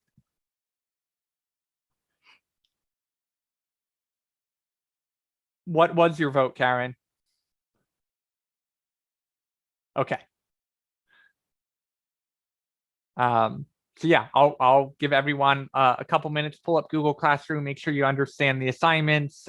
Feel free to ask any questions that you may have about the example code. And then I will wait for a couple minutes, answer any of those questions, and then we'll kick off the calculator project. And anyone who wanted homework time, feel free to drop out of the room. You will not lose any points for attendance or anything like that. I mean, if you're interested in the calculator project, feel free to stick around, but we will not be covering anything new in the calculator project. So the calculator project is very much like the chat app and the to-do app. So it's all going to use the same concepts. It's all going to have on clicks. There's not going to be anything really new with the calculator app. It is just another example that you can reference.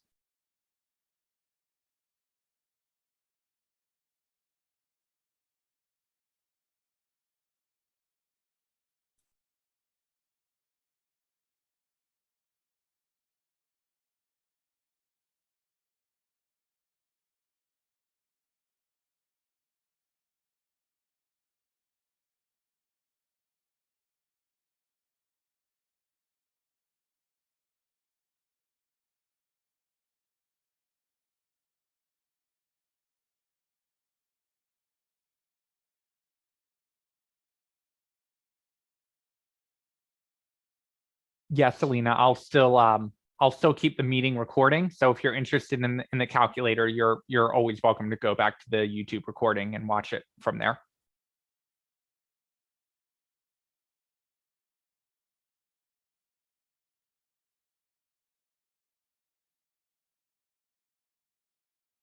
And for anyone who did vote for homework, I will stop the calculator project at 8:25. And if you would like to leave the room, work on homework, and come back in at 8:25, I can answer any questions that may pop up in that time period.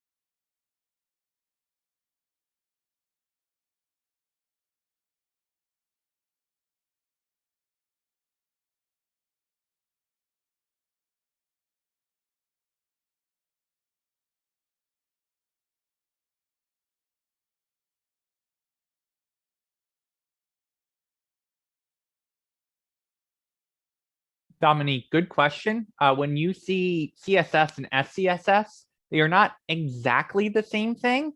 I believe Caitlin was actually the one who covered this. SCSS requires what is called a preprocessor to convert SCSS into regular CSS because the browser only understands regular CSS. SCSS allows you to do some additional things that are not built into CSS. The best example of that is you can use curly braces and nest some of your CSS in another CSS selector. The other thing that SCSS support brought was variables. And variables and calculations are two things that didn't used to be built into CSS and are now out there. SCSS is a variant of Sass. So the two are, Sass supports both .sass files and .scss files. So not exactly the same thing. You cannot do everything that you can do in Sass that you can in CSS, but everything you can do in CSS, you can also do in either Sass or SCSS. React makes it pretty easy for you to use both Sass and SCSS files. So if that is a path you would like to go down, I use Sass. I actually use SCSS for all of my work files. It's kind of weird to me that CSS doesn't natively support putting a parent at the top and then using curly braces and then selecting several of the children underneath it. So I write all of my CSS in SCSS. But like I said, if you are finding Sass code or SCSS code, it is likely to run in CSS. You may need to do a little conversion to get it to pure or native CSS, but any CSS that you have will run in SCSS as well.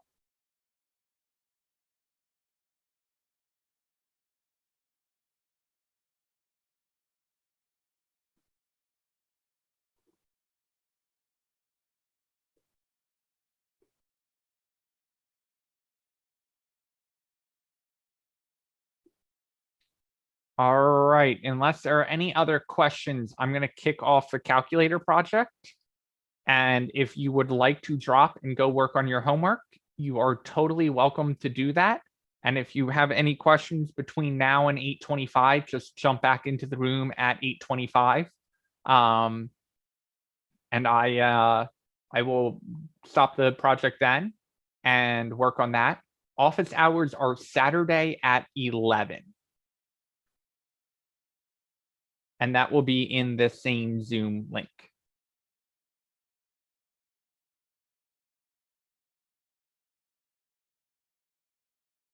You ready to get calculated? Should I throw some asynchronous promises in there just to make it way more complicated than it needs to be?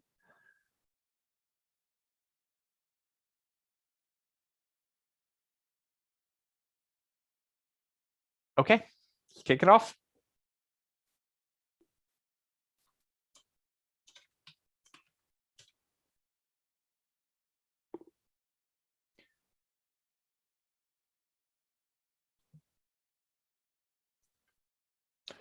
Okay, I am going to open a new VS Code window.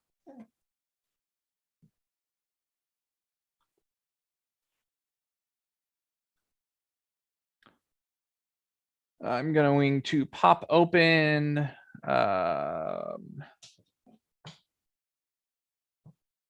my code folder, module 4. I'm going to create a new folder in there called calculator. Open that. And we are going to make a pretty ugly calculator. There are a lot of projects that will make a very pretty calculator and not focus on all the JavaScript nature of it all. And then there are other projects that make a very ugly calculator and then go super deep into the JavaScript and getting all the JavaScript to work. So nothing saying you can't do both. This is a good practice project. It is not a project that you need to do for homework or turn in at all. So because this is the JavaScript module, we are going to start with a very ugly calculator, and then we will get all the JavaScript working. Because we have less than 45 minutes to do it, we will not be hitting all of the normal points. There will be more to do both on the HTML and on the JavaScript side, but we will see how far we can get in this time period. So Going to create my new file, going to call it index.html. I'm also going to create my script.js, and we're going to try and do it without any style sheet. First thing I'm going to do in my index.html is my exclamation point tab, and I will call it calculator. And at my calculator, I would like a couple things to show up. I am going to have a div with an ID that says results, right? And that's, if you think about a calculator, that's going to be my screen up at the top. Let's call it screen. I like that. It's called skeuomorphism, when you create digital things that implement or look like the thing in real life. So I'm going to do my div screen, and I'll start with a 0 there. And then I am going to come down and I'm going to have a couple rows of buttons, right? So if we think of a calculator, I'm actually going to pull up a calculator on my phone so we have an idea of what we're emulating.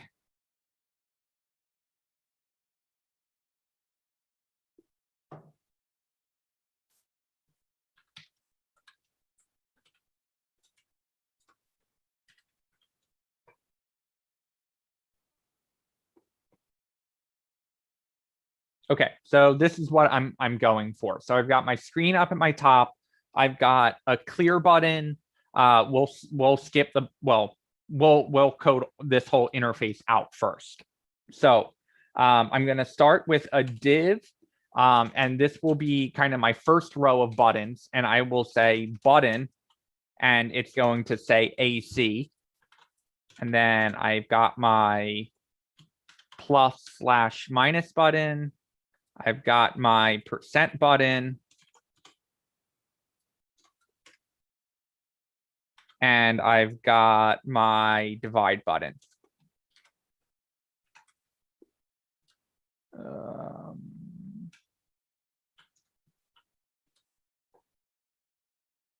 Okay, so let's, before we get too far, save that, right click, reveal in Finder, double click on index.html, and we get this. It's not pretty, but you know what? It's going to be functional. So let's run with it.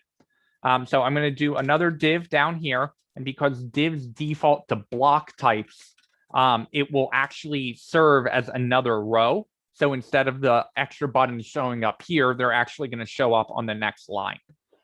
So we're going to continue. And the next row of the calculator has a button for 7. And I'm going to kind of cheat here to speed this up. 8. 9. And multiply. Then we copy that again, and we get our 4, 5, 6, and our subtract. And then we get our 1, 2, 3, and our plus. And then finally, we get our 0, our decimal. I'm going to leave this one blank, and then our equal. And I left that blank just so everything stays. I was hoping that would all stay in a line. Let's change our AC to a C. And let's change our plus/minus. I wonder if I can find a Unicode character for the plus minus symbol. I'm going to cheat and copy and paste that in. And refresh. Well, that's not terrible. All right, well, I promised you it was not going to be a pretty looking calculator, didn't I? All right, so first thing I think we need to do is get it so when we click on a button, it updates our display so we know what button is getting clicked on, right? So what I'm going to do is I am going to, first I have to add my script tag. So I'm going to come down to the end of my body. I'm going to say script equals source and then our script.js.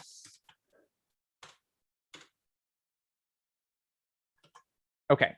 And then I'm going to come over here and I'm going to say function num button pressed. And I'm going to say the number that got pressed there. And all I need to do is console log out the number to start. So I come back over here and on any of my number buttons, I'm going to add an on click that fires off num button press. And then I need to use a parameter to pass in what number is getting pressed. So I could create a function for each one of these number buttons, and each one would work independently. But instead, I'm going to reuse that same function over and over again and just pass in whatever number that is getting pressed into the function.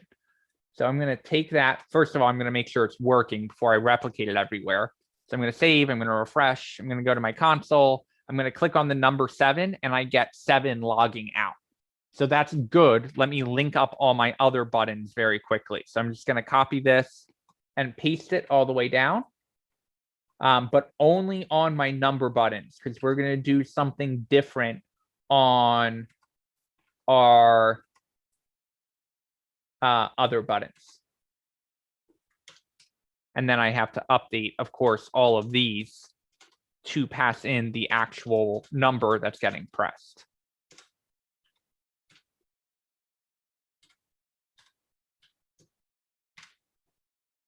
Okay, we're going to save that, come over here, we're going to refresh.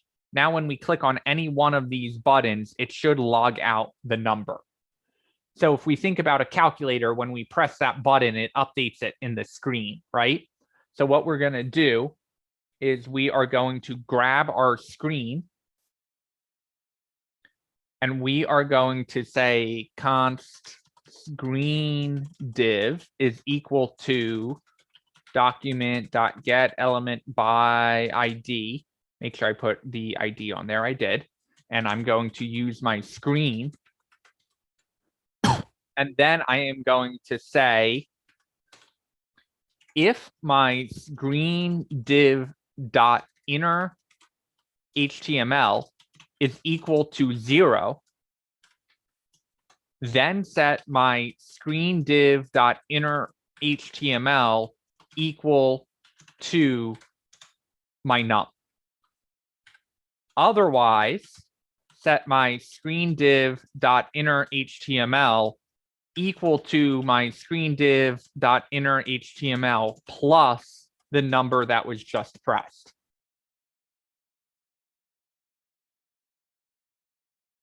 Okay, so a lot going on there. Let's see. First thing I did is I said, hey, when the page first loads, that number is going to be 0. So if we press the number 5, we don't want 05 to show up. We want just 5 to show up. So we basically said, check to see if the inner HTML is equal to 0. If it is, forget whatever it was previously and set it equal to num. If it isn't, then we're going to just take whatever is already there and add it to the existing one. So I'm going to come back over here. I'm going to refresh. I'm going to click on the number 8 and it shows up. And I'm going to click on 9 and it adds it. Now, there are a lot of different versions that you can make of this calculator. We're going to go for the most basic one. So really, when you click on like multiply on a regular calculator, it clears it out, right? And it's waiting for the next thing to run. We're going to make it so it doesn't do the calculation until we hit the equal button. So we need to now wire up our 4 operators, right? So I'm going to come back here. And we're actually going to borrow that num pressed. So what we are going to do, because this num button is going to operate the same way for our 4 operators, in that when we push the button, it's just going to add it to the screen, and we're just going to kind of keep running with it until we hit the equal button. So I'm going to borrow all of these, and I'm going to say, hey, when that button is pressed, add in, and because it's a quote, because it's a letter going in and not a number, I need to use single quotes because I'm already using double quotes out here. And then I'm going to put in the slash for the divide. And then for the multiply, I'm going to add in my multiply symbol, my subtract symbol, and my plus symbol.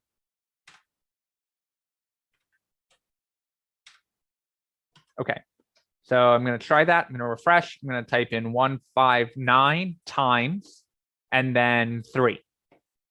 Okay, so all of that is working. So now I just need to get my equal to work. So I'm going to say on my equal button, let's, well, first of all, we can make our dot button work as well by just grabbing this and dropping it in on our dot. And then for our equal, we're going to use a new function for that. So we're going to say on click equal button pressed. And don't ask me why I typed the capital C. That's a React force of habit. Okay, so on click fire off our equal button pressed. So I'm going to go back to my script. I'm going to make my new function that says equal button pressed. And we are going to first grab whatever's in our screen so far, right? Because that's what's getting typed out. So I'm going to still grab my screen div, and then I am going to say, you're going to say const result is equal to, and we're going to use this dirty little function in JavaScript called eval. And so what eval does is it takes whatever string you are passing it and executes it as if it were not a string. It executes it as if you typed it, if you type that in. So you'll notice if we actually wanted to do 159 times 3, that's the exact thing we would type into our JavaScript to get it to make that math work. So what we are going to do is we're going to grab our screen div.inner HTML and pass it into eval. And so what that is going to do is give us the result, and then we can go to our screen, our inner HTML, and set it equal to the result. Eval has security concerns. I feel like I am obligated to mention that because it allows the user to type in some code and execute that code. This is less of a security concern because we're only letting them hit the numbers that they can. But eval does have security concerns if you ever allow a user to type something in as an input box, and then you go and execute that code. Because theoretically, they could type in some code that connects to your database and deletes your database, or it does open up some security concerns that I think is worth mentioning. Okay, so let's save this. Let's run it. We're going to refresh. We're going to do 159 times 3 and hit equal, and nothing happens. Okay, so I'm going to come back here. I added my on-click equal button pressed. So I'm going to come here. I'm going to say console.log hit. I'm going to make sure they're both saved. I'm going to refresh. I'm going to type in 159 and hit equal, and I don't get my console log hit. So I believe it is as simple as I need to add these parentheses here.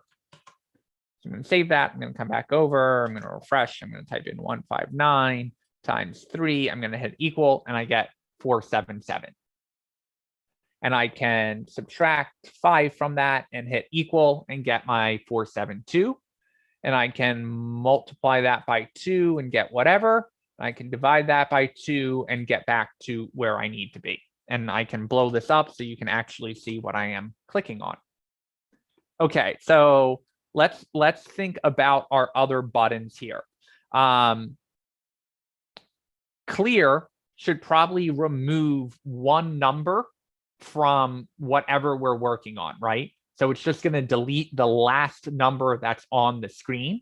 And if there are no numbers on the screen, it's just going to set it to 0. So it's going to act more as kind of like a backspace than it will as how a normal calculator functions. So what we are going to do is that is going to require some additional work. So we are going to find our clear button, and we are going to say on click, and then we will say clear button pressed, and we won't forget our parentheses this time. And then we will do our function clear button pressed. Okay, and we are still going to get our screen div. And what function are we going to use to get a part of a string?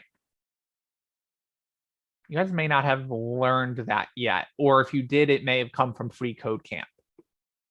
Slice. Splice you would use on an Slice.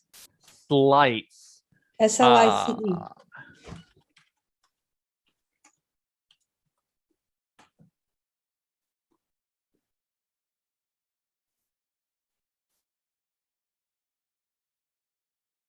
Interesting.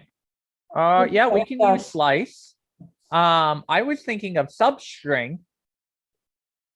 And I'm wondering what the difference is between slice and substring. See a Stack Overflow that has 942 upvotes. Slice works like substring with a few different behaviors.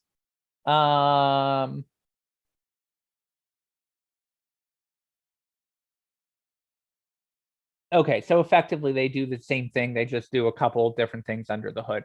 We'll use slice, sure. So what we are going to do is we are going to set our screendiv.innerHTML equal to our screendiv.innerHTML.slice. And we're going to start with the beginning of it, so 0. And then we are going to slice it to the screendiv.innerHTML.length -1. And so basically, we're always going to have the first thing that is there. And then if we take the length of it and subtract 1, that should be going all the way to the end and then excluding the last character. So let's see, let's save that. Let's refresh and type in 159 and hit clear, and it removed that last thing for us. And we can hit clear again and it removes it. But if we hit clear one more time, oh crap, that's not what I wanted it to do. It should go to the number 0, right? So what we are going to do is we will add an if statement here, and we will say if screendiv.innerHTML.length is equal to 1, then set my screendiv.innerHTML equal to 0. Otherwise, else, go do all that work that we just said and remove the last thing that's on there. So now I refresh, I type in 159, I hit clear, I hit clear one more time, and it sets it back to 0. Okay, so that's doing what we wanted. Our decimal point should work. So 1.5 times 2 is equal to 3. Okay, so all of that is working.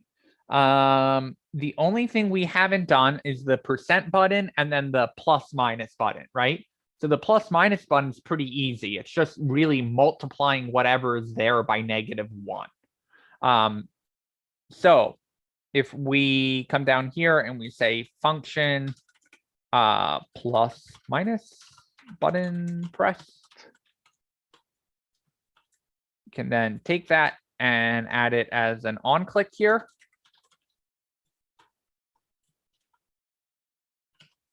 And then we can come over here and we can say, still grab our screen div. And we are going to take whatever is in, whatever the current result of the screen div is. So eval out our screen div .innerHTML. And then we want to set our screen div .innerHTML equal to whatever the current result is times -1. So we go get our screen div, we get the inner HTML and we val it out. So it's the equivalent of hitting the equal button. Then whatever the result is of that is hopefully a number. And we can take that number, multiply it by 1, and then add it back into our result. So I'm going to pop over here. I'm going to refresh. I'm going to type in 15, and I'm going to click on that button. And we get plus minus button pressed is not defined because I forgot to save my code. We refresh. We click on it, and we get negative 15. And if we click on it again, negative 15 times negative 1 gives us positive 15. So it removes that. And even if we do like times 2, it's still going to do our result and then flip it for us. If we click on it again, it moves it back. Don't actually know what the percent sign does on the calculator.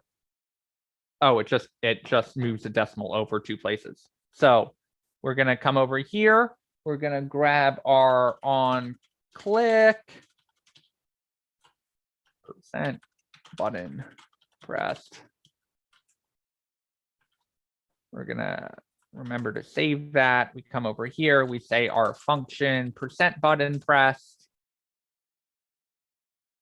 We still do the same exact things as the plus minus button being pressed, but instead we say screen div dot inner HTML is equal to current result divided by 100.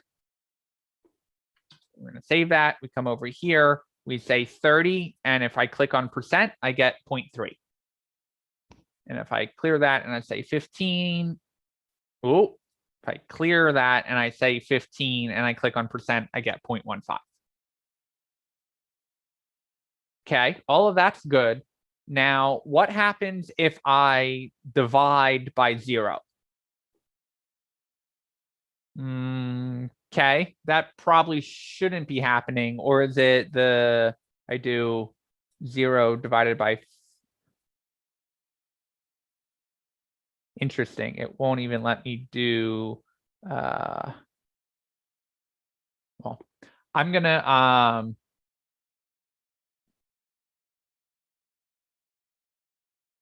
yeah, 3 divided by 10 would give you the conversion. Yeah. So instead of dealing with divide by 0 errors, because one thing we could practice with is catching errors when it comes out of eval and then updating the display to say something like error. Instead, I think it will be probably more helpful so that when we press the 4 button on our keyboard, it would actually insert the number 4, right? And so what we're going to do is I'm going to look up the JS keyboard event. And that's going to give us some documentation that says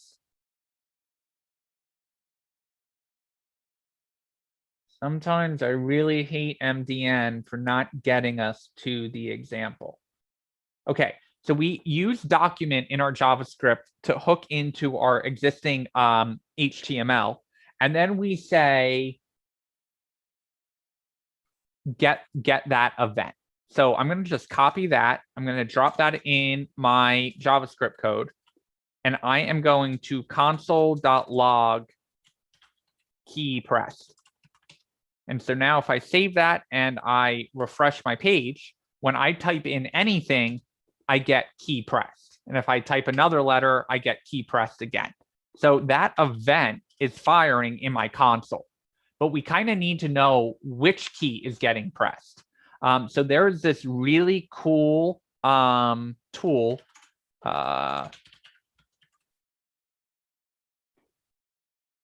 Where it says press any key to get the JavaScript event key code. So I'm going to type the number 1, and it tells me that key code is 49. So basically, every letter on the keyboard has a separate key code. And that's how we figure out what key is getting pressed. So if I hit 2, that is key code 50. If I hit A, that is key code 65. So we're going to hit 1, and we get 49. And so I'm going to go back to the documentation. And the way we access that key code is with event.key. So if I come in here and I console log out my event.key, I can come over here, refresh, and when I type the letter A, it shows up in my console. And if I type the letter B, that shows up in my console. So the event, and I think it's event.key code. I don't like that that's crossed out. Yeah, if I type A, I get 65. If I type 1, I get 49. So you can get access to the direct key code. I did not realize that JavaScript will give you the actual key that's getting pressed now instead of requiring you to use the equivalent key code. So that's a new thing that I just learned. Okay, so what we are going to do, I'm going to use the reserved word you probably haven't seen yet of type of, and that's going to tell me if when I press that key, it is coming in as a string and not a number. And so even though I just typed the number 1 or 2, that is 2 as a string, not 2 as a number. So what we need to do is I'm going to say if, and then I'm going to use is NaN. NaN stands for not a number. There's no way to see if something is a number, but there is a way to see if something is not a number, which is built into JavaScript. So we have to flip it, which is confusing. If it is not a number, and then we say not, so if it is not a number, it must be a number. I know that that makes no sense, but the geniuses that created JavaScript thought it was easier to check if something was not a number and then flip it than they did to say just, is it a number? So we say if it is a number and we say event.key, then we would like to fire off our num button pressed. And what we are going to pass to it is I don't even know if we need to parse it, do we? Nope, we don't even need to parse it. We can just pass in our event.key. And so what we're doing there is we're already using our num button pressed that we already wrote and have access to. And so we're just firing it off as whatever the number is. The point of this if statement, which I probably didn't describe, is what happens if you type the letter A. Well, we don't want the letter A to show up in our calculator. So that basically is saying, hey, only do this if the key that is getting pressed is a number. So we're going to save. We're going to come over here. We're going to refresh. I'm going to type the letter A, and I get my console still firing, but I'm hopefully going to type 1 and see 1 there. And then I'm going to press 2, and I see 2 there. But we run into a problem. What happens if I type slash? Well, slash isn't a number. So we need to add in some additional handlers there to make sure we're paying attention to that as well.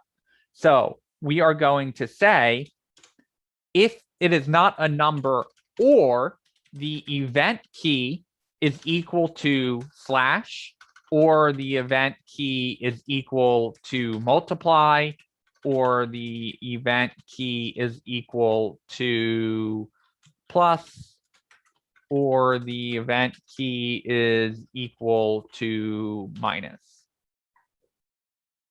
So Carolyn, it doesn't matter, just whatever it evaluates out to, because we're using the string, we're just adding it, we're chaining them all together. And that's also why PEMDAS would actually work if we use them.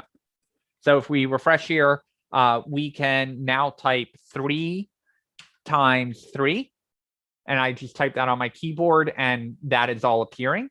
One cool thing is if we press enter, if it actually ran our equal. So let's see what is happening. I'm going to console log my event.key. Then I'm going to come over here. I'm going to refresh, and I'm going to hit the enter key. And we see it comes back as literally the word enter. So in here, we can say if our event.key is equal to enter, then run our equal button pressed. So I refresh, I type in 3 times I type in 3 times 3 and I hit enter and I get 9. Okay, pretty good. I can clean this code up a little bit. Whenever I have a lot of ors like this, I like to use an array instead. So I'm going to do an array here called const operator symbols, and that's going to equal an array that has slash in it, that has times in it, that has r plus and r minus. And then I can simplify this code by just saying if operator symbols dot includes our event dot key, then we'll go ahead and fire off our num button pressed. Otherwise, we'll ignore that key press. So I'm going to save that. I'm going to come over here. I'm going to refresh. I'm going to do my 3 times 3, and it's still working. And I can hit enter and get our 9. Good point. So if we do 1.1, it does not work on the keyboard. So let's go ahead and add our period to our accepted key list. So we'll save that and refresh, and we'll do our 1.1 and hit times 1 and hit enter, and we get our result. But if I hit the delete key, well, now we're not clearing out the screen. So we've got to handle delete as well. So I come back in here, I add my console.log event.key to figure out what enter comes across as, and it's literally the word enter. So up here, we are going to, I'm sorry. I am tired, man. Save. I meant to check the delete key. Delete comes across as backspace. So we are going to copy all of this. We're going to put in backspace, and then we are going to fire off our clear button pressed. Refresh. I can type in my 1 times 1 and hit backspace and clear that out. Let's just see what happens if I do 1 times and I run it. Okay, we've got our uncaught syntax error, unexpected end of input. So let's do our try catch there and actually catch that. So I'm going to go to wherever my enter button was pressed. I'm going to wrap this whole thing in a try. I'm going to catch, and whatever I catch, I'm going to store somewhere. And then I am going to set my, actually going to bring this out so I can reuse it. I'm going to set my screen div.inner HTML equal to error.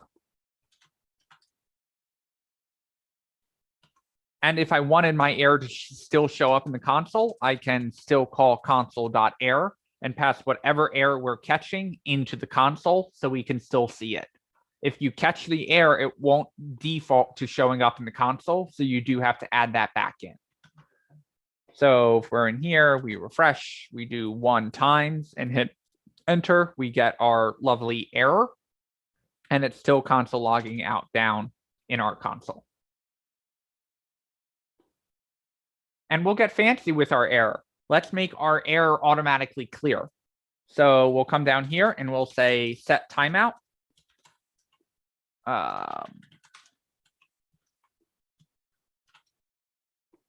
And we'll say after 3 seconds, set our screen div dot inner HTML back to 0.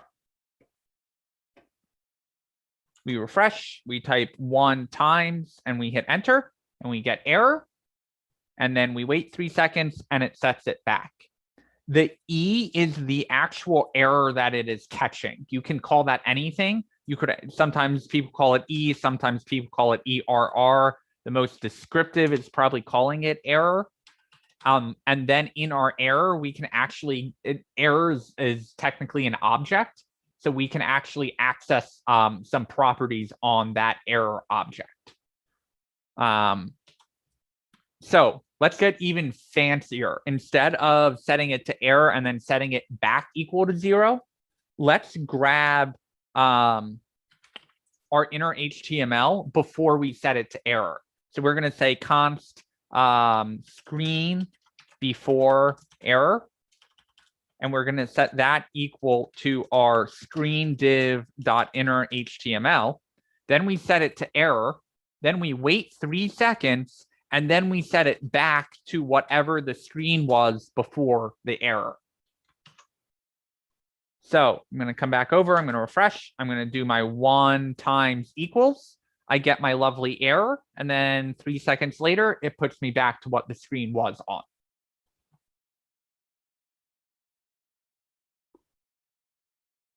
Not a bad calculator for 45 minutes. Lots of styling that we could do on top of this, but you know, pretty functional. So I'm going to stop here. I will put this in the GitHub repo in case you are curious about that.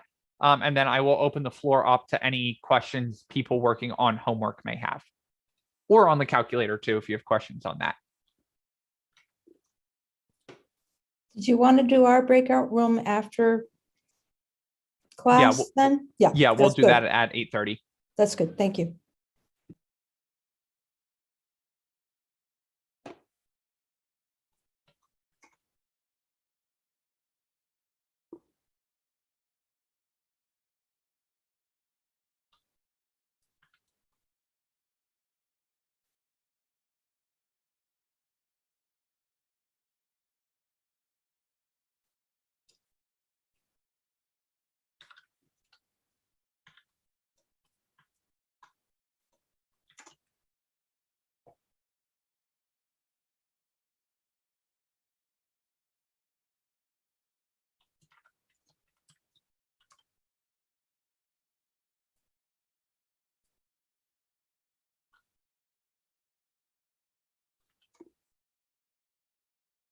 Okay, that calculator code is now in GitHub. So if you have any questions about it or would like to reference that, you totally can.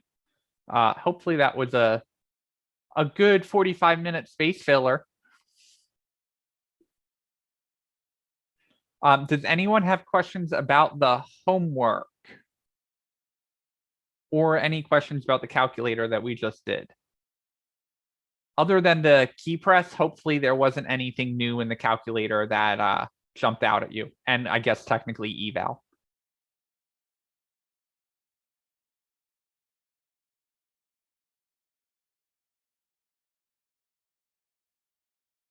I wish I could build features out that quickly at work.